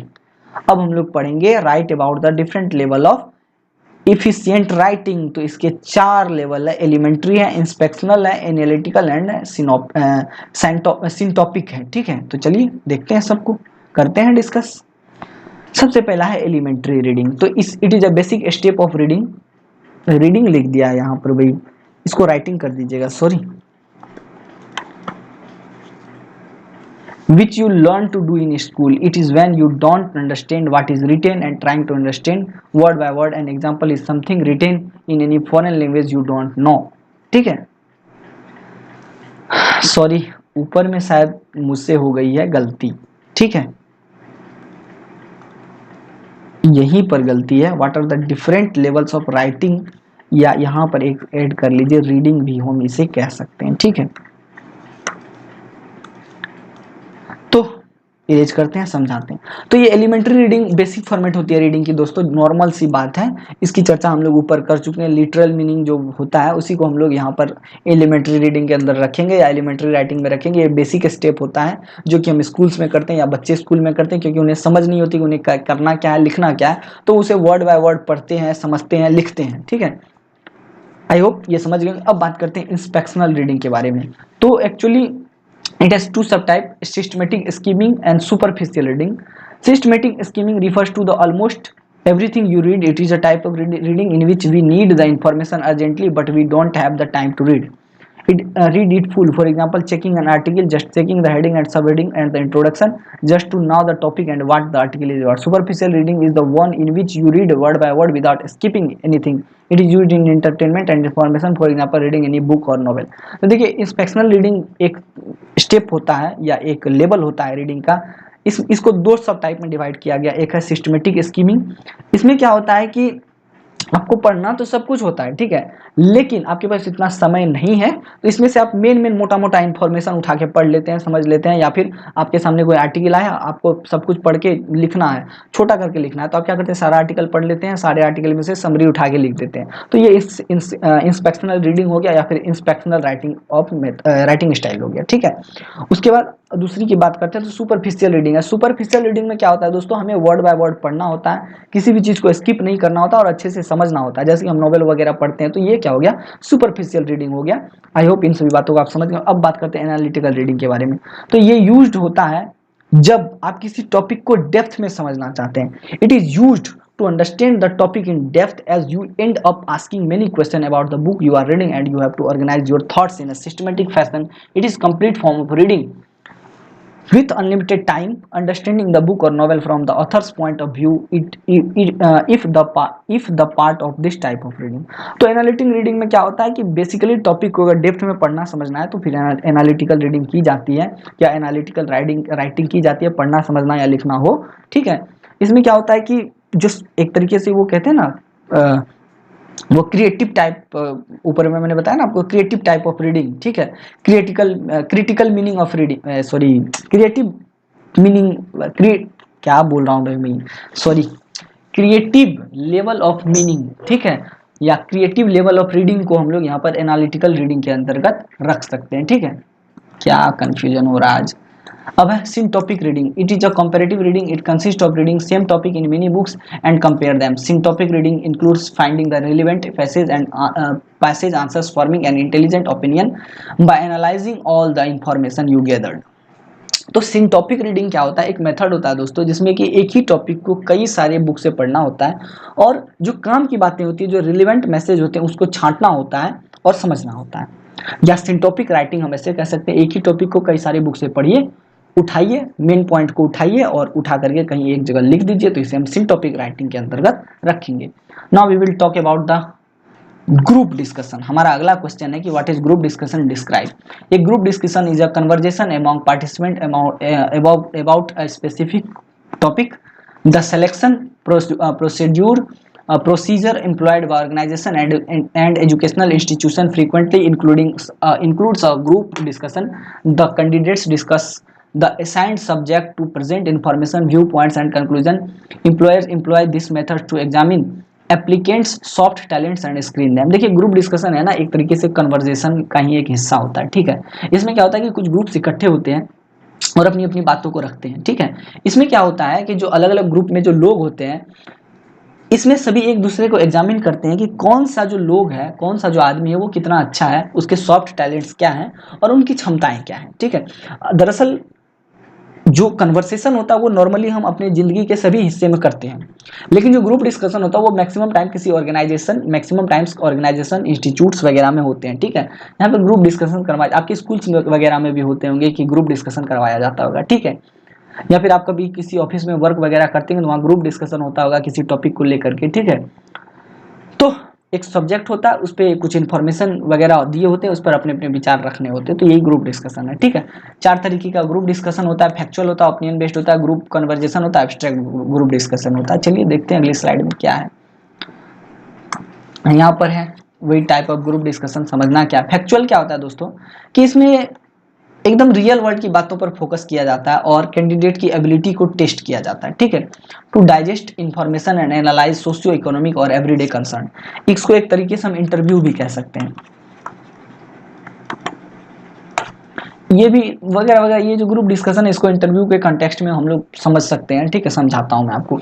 जैसे आप किसी इंटरव्यू में गए, ठीक है, 4 आदमियों का पैनल है, आप अकेले बैठे हुए हैं, ठीक है, या मान लेते 2 आदमी है, ठीक है। अब क्वेश्चन आपसे पूछा गया कि आप भारत में जो है हिमालय है उसकी अलग अलग श्रेणियों के बारे में बताइए। तो अब आप जो बताएंगे कि भैया इसमें 3 तरीके का 4 तरीके का हिमालय है, ट्रांस हिमालय है, ग्रेटर हिमालय है, मिडिल हिमालय है, लेसर हिमालय है। तो ये क्या है, ये जो बातें आप बताएंगे, ठीक है, तो ये क्या है, फैक्चुअल डिस्कशन है, ठीक है। आपने सिर्फ फैक्ट बताए उनको, तो इस तरीके के जो डिस्कशन होते हैं उसे हम फैक्चुअल डिस्कशन कहते हैं। ओपिनियन बेस्ड ग्रुप डिस्कशन, जैसे आपसे पूछा जाए कि भैया दहेज जो है ना वो एक गलत प्रथा है, इससे हमें दूर रहना चाहिए, हमारी सेहत के लिए ठीक नहीं है। तो इसमें आप ओपिनियन देंगे, हाँ सर, हाँ महोदय, सही बात कही आपने, ये हमारे समाज में कुरीति है, इससे हमें दिक्कत हो रही है, हमें क्या हमारे आने वाली पीढ़ी को भी दिक्कत होगी। ये दहेज, लड़की के पिता बहुत कमाते हैं, बहुत मेहनत से कमाते हैं, सारे पैसे दामाद को दे देते हैं, लड़के वालों को दे देते हैं, वगैरह वगैरह। जो भी आप ओपिनियन देंगे तो ये ओपिनियन बेस्ड ग्रुप डिस्कशन में आएगा। Group conversation based on case studies, तो वही हो गया ग्रुप कन्वर्सेशन या ग्रुप डिस्कशन बोल लीजिए। तो कोई केस स्टडी पर अगर आप कोई डिस्कशन करते हैं तो वो क्या होगा, ग्रुप डिस्कशन के अंतर्गत आएगा और केस स्टडी डिस्कशन में आएगा, ठीक है। जैसे मैं आपको एक एग्जांपल देता हूँ, कोई भी मुद्दा उठा लीजिए, कोई भी रिसेंट का मुद्दा उठा लीजिए। आप मान लीजिए कि कभी कह दीजिए कि ऐसा मान के चलिए कि आतंकवाद गंभीर मुद्दा है, ठीक है। आप ये मान के चलिए आतंकवाद से हमें बचना चाहिए, रिसेंट में यहाँ कुछ घटनाएं हुई हैं आतंकवाद को लेकर के, या वहाँ कुछ घटनाएं हुई है, ऐसा बोल करके भी आप जो है अपने डिस्कशन कर सकते हैं। या फिर वो डिस्कशन छोड़ दीजिए, या मान लीजिए कि दहेज के लिए ही कहीं पर रिसेंट में दो चार स्टेट में क्या हुआ है कि लड़कियों को जला दिया गया, उनको प्रताड़ित किया गया है दहेज नहीं देने की वजह से, तो उसको भी केस स्टडी मान करके आप डिस्कशन कर सकते हैं, ठीक है।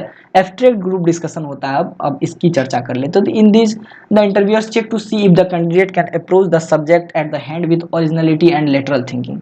तो इसमें मतलब एक अजीब तरीके का डिस्कशन होता है। इसमें क्या होता है कि कैंडिडेट के माइंड को चेक करने की कोशिश की जाती है और उनको कुछ अजीबोगरीब सवाल पूछ दिए जाते हैं और उनसे ये एक्सपेक्ट किया जाता है कि वो इसका आंसर देंगे, ठीक है, कुछ भी हो देंगे, समझ गए ना। तो उसे हम एब्स्ट्रैक्ट ग्रुप डिस्कशन के कैटेगरी में रख सकते हैं। अब देखिए कि ग्रुप डिस्कशन करने के लिए कुछ स्किल्स रिक्वायर्ड होते हैं। तो वो स्किल्स होते क्या हैं? सबसे पहली बात तो सब्जेक्ट की एक्सपर्टीज होनी चाहिए। अब आपको मान लेते हैं किसी सब्जेक्ट पर डिस्कशन करना, आपको उस सब्जेक्ट का नॉलेज ही नहीं है, तो आप क्या डिस्कशन करेंगे? आप क्या ही कर लेंगे? कौन से कद्दू में तीर मार लेंगे? मान लेते हैं आपको दहेज प्रथा के बारे में डिस्कस करना है, ठीक है, आपको उस सब्जेक्ट के बारे में पता ही नहीं है, आप क्या डिस्कशन करेंगे? आपको क्या पता कि क्या दहेज होता है? हालांकि अभी के दौर में तो इंडिया में बच्चे बच्चे को पता है कि दहेज क्या होता है, फिर भी आपको पता नहीं होगा। मान लेते हैं कि आप एक हाइपोथेटिकली मान लीजिएगा आपको नहीं पता है, आपको कुरीति ना लगे दहेज, आपको लगे कि अच्छी बात है, तो आप कुरीति के रिस्पेक्ट में कुरीति के एवज में क्या बोलेंगे? कुछ बोल ही नहीं पाएंगे। क्रिएटिविटी एंड ओरिजिनलिटी, देखिए यह भी एक स्किल्स जो है क्या हो गया भाई, होना चाहिए, ठीक है। तो क्रिएटिविटी होनी चाहिए, आपके सोचने की क्षमता होनी चाहिए और आप जो बोल रहे हैं उसमें ओरिजिनलिटी होनी चाहिए, ठीक है। तो यह भी एक स्किल्स जो है जरूरत होती है। आपको दहेज के बारे में बोलना, आप दहेज के बारे में बोलते बोलते शादी के बारे में पहुंच गए, आप शादी के लड्डू के बारे में पहुंच जाएंगे तो दिक्कत हो जाएगी। तो आपको बात पॉइंट टू पॉइंट करनी है, यही क्रिएटिविटी है, यही ओरिजिनलिटी है, ठीक है। या किसी का पॉइंट चुरा के बोल नहीं सकते हैं, तो ग्रुप डिस्कशन में ये भी मायने रखता है। वॉइस, आपकी आवाज़ कितनी अच्छी है, आप अपने आवाज़ को कैसे बोल रहे हैं, मतलब आवाज़ अपने मुख से कैसे निकाल रहे हैं, पिच कैसा है, वॉल्यूम कैसा है, टोन कैसा है, तो यह भी एक स्किल्स जो है वो जरूरी है ग्रुप डिस्कशन के लिए। बॉडी लैंग्वेज आपका कैसा है, आप किस तरीके से बोल रहे हैं, किस तरीके से बात कर रहे हैं, फ्लुएंसी कैसी है, कितना तीव्र गति से आप बोल रहे हैं, कितना कंस्टेंट आप बोल रहे हैं, ठीक है। इनिशिएटिव, इनिशिएटिव मतलब स्टार्टिंग, अगर आप मान लेते हैं स्टार्टिंग कर रहे हैं तो आपकी सेल्फ स्टार्टिंग कैपेबिलिटी कैसी है, आपके अंदर लीडरशिप कैपेबिलिटीज कैसी है, ठीक है। तो ये सारे स्किल्स जो है ग्रुप डिस्कशन के लिए रिक्वायर्ड होते हैं। I hope all this things are now clear. Active hearing, group discussion हो रहा है, आप लोग 4 लोग मिलकर ग्रुप डिस्कशन कर रहे हैं और पांचवा जो है एकदम मोबाइल में बिजी है, एकदम व्यस्त है, कुछ पता ही नहीं भैया करना क्या है, सुनना क्या है, तो वो फिर वो नहीं हुआ। तो एक्टिव हियरिंग और एक्टिव लिसनिंग, ठीक है, यह बहुत जरूरी होता है। आप ही मान लेते हैं डिस्कस कर रहे हैं, ठीक है, और आप बोलते बोलते किसी अन्य टॉपिक पर चलेंगे, आपका ध्यान कहीं और है, तो यह एक्टिवनेस नहीं होगा, ठीक है, तो दिक्कत होगी। तो यह भी जरूरी है। तो ये सारे स्किल्स जो है रिक्वायर्ड होते हैं ग्रुप डिस्कशन के लिए। ग्रुप डिस्कशन प्रोसेस कैसे होता है?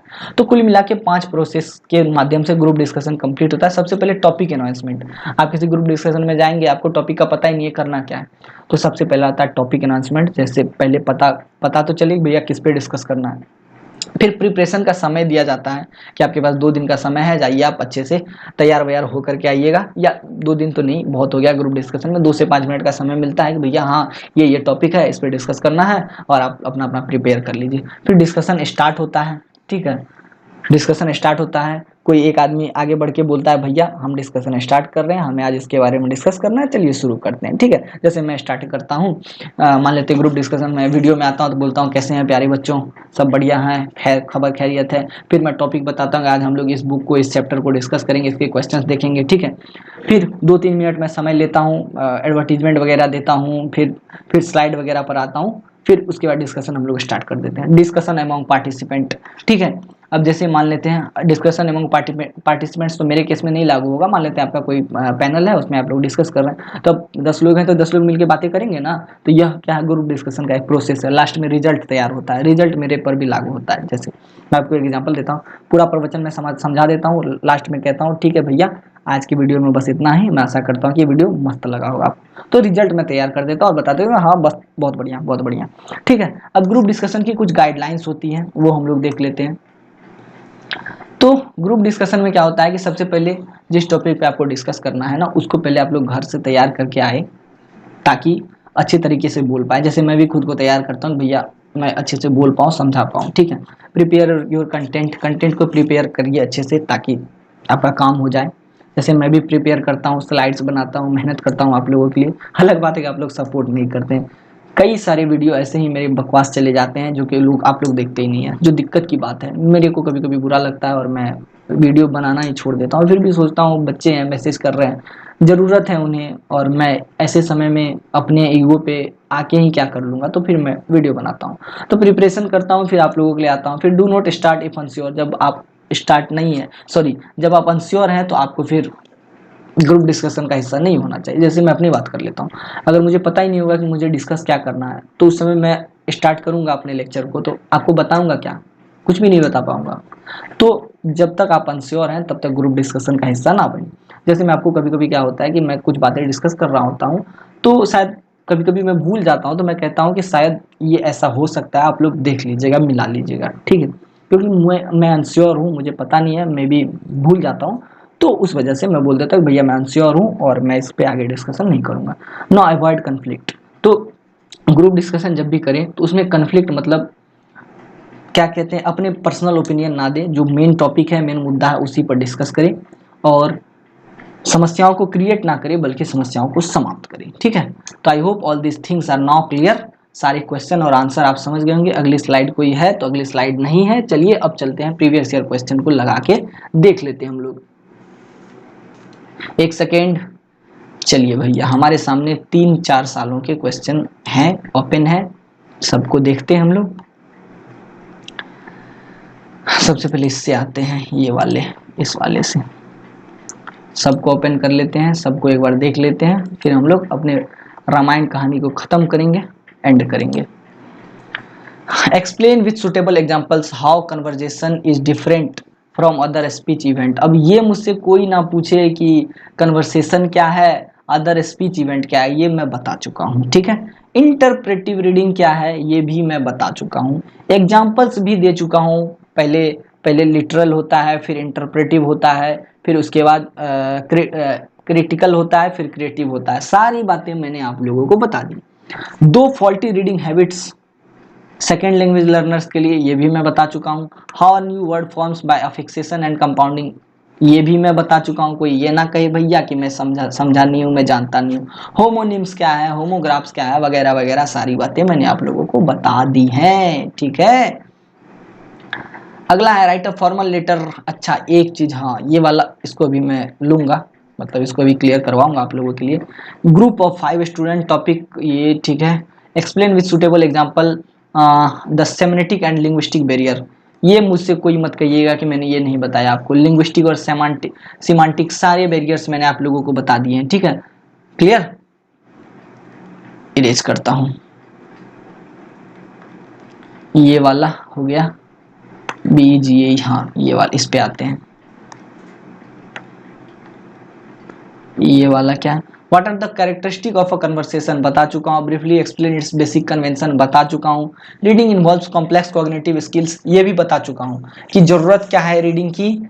तो इसमें मैंने बताया what is the purpose of reading, इसमें मैंने बताया था कि स्किल्स की आवश्यकता होती है। Explain this sentence with suitable example, ये एकदम स्पष्ट, एकदम क्लियर कट जो है मैंने आप लोगों को बताया था, और स्लाइड में लिखा हुआ भी है। What is the main difference between reading for literal and interpretive meaning, बता चुका हूँ। Short note on meeting etiquette, short note ये वाला नहीं बताया, अभी बताऊंगा। होमोनिम्स और होमोफोन्स में क्या अंतर है, ये भी मैं बता चुका हूँ, ठीक है? ये वाला प्रेजेंटेशन वाला इसको छोड़ते हैं, फॉर्मल लेटर इसको छोड़ते हैं। ये ग्रुप ऑफ 5 स्टूडेंट, ये वाला भी छोड़ते हैं। अभी मैं बताऊंगा क्यों छोड़ रहा है, इसको भी मैं क्लियर कराऊंगा। Explain with the suitable examples the socio physical physiological barrier, oh sorry socio psychological barrier, ये भी मैं बता चुका हूँ। Describe the basic form of discourse giving suitable examples, सब बता चुके हैं। एक्सपोजिटरी, उसके बाद परसुएसिव, डिस्क्रिप्टिव, नैरेटिव, सब बता दिया है मैंने। इसमें बताने के लिए कुछ बचा ही नहीं, बताऊंगा क्या भाई। दिसंबर वाले में आते हैं, इस वाले को भी देख लेते हैं। Describe 2 functions that visuals helps us to perform easily and effectively।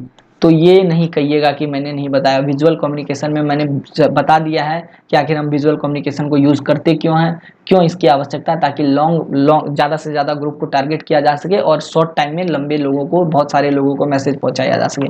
Appropriate language क्या होता है? जो इफेक्टिव लैंग्वेज होता है, जो सही तरीके से बोला जा सके, वही अप्रोप्रिएट लैंग्वेज एंड टोन होता है। मीटिंग में हमें हमेशा फॉर्मल कम्युनिकेशन यूज करना चाहिए, formal method of language use करना चाहिए, फॉर्मल वर्ड्स को यूज करना चाहिए। यही है what is non verbal communication बता चुका हूँ। What is the various macro functions of communication, ये भी बता चुका हूँ कि कम्युनिकेशन के मैक्रो फंक्शंस क्या है, इसकी जरूरत क्यों है, क्योंकि हमें इसकी आवश्यकता होती है अलग अलग जगहों से इंफॉर्मेशन कलेक्ट करने के लिए, या फिर कुछ जानकारी के लिए, या फिर हम शौक से अलग अलग चीज़ें सब भी मैं बता चुका हूँ। Essentials of group discussion, group discussion की आवश्यकता क्यों है, ये भी मैं बता चुका हूँ। इंटरप्रेटिव रीडिंग्स एग्जाम्पल्स के साथ बताएं, ये भी मैं बता चुका हूँ। सारी बातें मैंने बता दी आप लोगों को, ठीक है। अब ये मत कहिएगा कि बताया नहीं मैंने कुछ। Formal letter, prepare 5 minute presentation, write a group discussion. यहाँ पर 3 बातें हैं जो मैं आप लोगों को उस समय नहीं बता रहा था, अभी बता देता हूँ। पहली बात तो आपके बुक में है ना, ब्लॉक 3 में शायद, एक सेकंड वो वाला ब्लॉक मैं खोलता हूँ,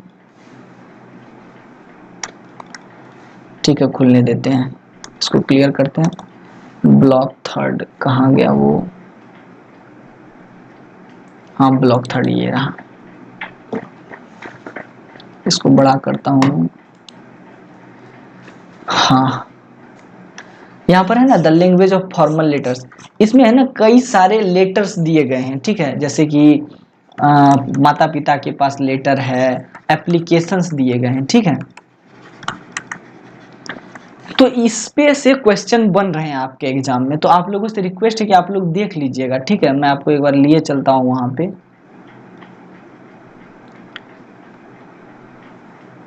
कहाँ गया वो?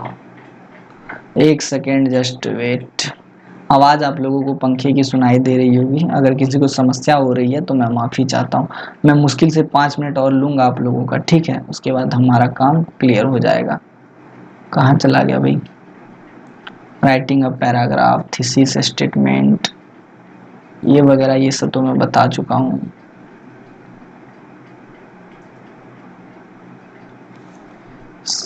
एक सेकेंड, यहीं से चलता हूँ मैं 60 नंबर पेज पे। हाँ, मिल गया, यही है। ये क्या आ गया भाई? एक सेकेंड,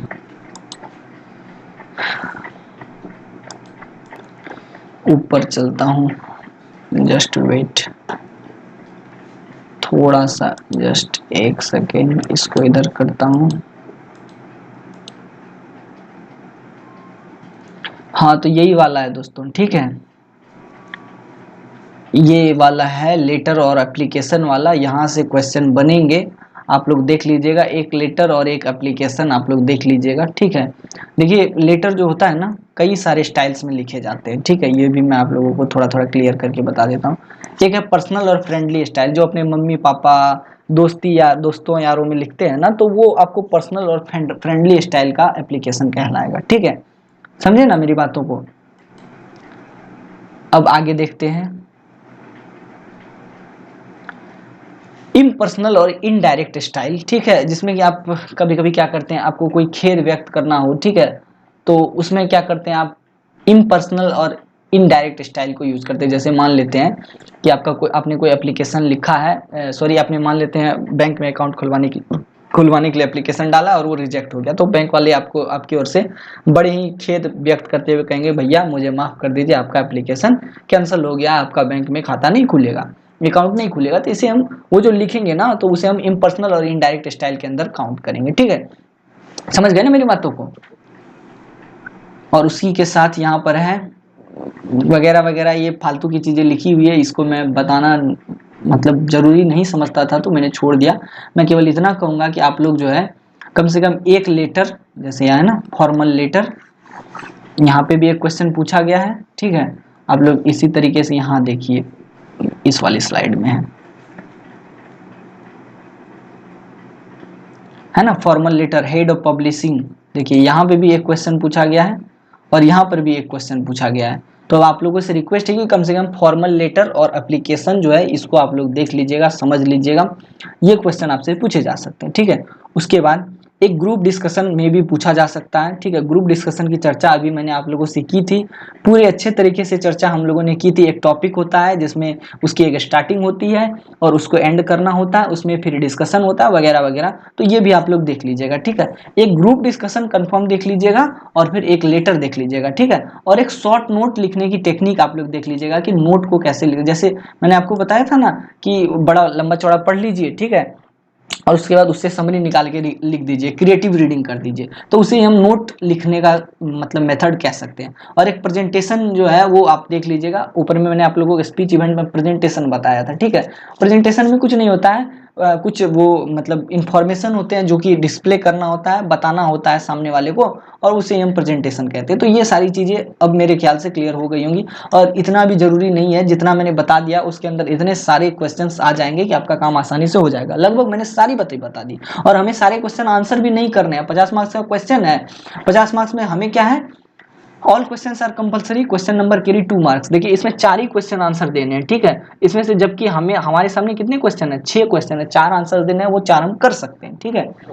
समझे, 2 3 4, इसमें से देखिए एनी वन, इसमें 2 टॉपिक है, एक किसी एक को डिस्कस करना है, तो हमारा काम तो हो ही जाएगा ना भैया, हमें अपने काम से मतलब है, ठीक है।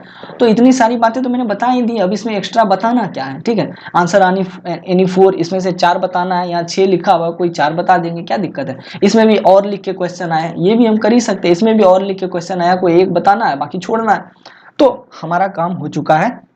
हमने इस वाले पूरे के पूरे क्वेश्चन को देख लिया, हमने पूरे के पूरे BEGAE 182 को देख लिया। अब हम लोग कह सकते हैं कि हमारा ये वाला वीडियो सेशन खत्म हो चुका है। अब हम लोग गंगा स्नान कर चुके हैं इस पूरे के पूरे BEGAE 182 बुक से। तो मैं आशा करता हूँ कि ये वीडियो सेशन आप लोगों को अच्छा लगा होगा, और मैं आप लोगों से तहे दिल से माफ़ी भी मांगता हूँ, क्योंकि इस वाले वीडियो सेशन में बहुत सारी समस्याएं मेरे को लगता है कि आप लोगों के सामने आई होंगी, जिससे कि आप लोग शायद मुझसे नाराज होंगे। तो मैं कोशिश करूंगा कि नेक्स्ट वीडियो सेशन से इस तरीके की कोई कमी आप लोगों को देखने को ना मिले। तो आज के इस वीडियो में बस इतना ही दोस्तों, फिर मिलते हैं नेक्स्ट वीडियो में। Till then tata bye bye, take care.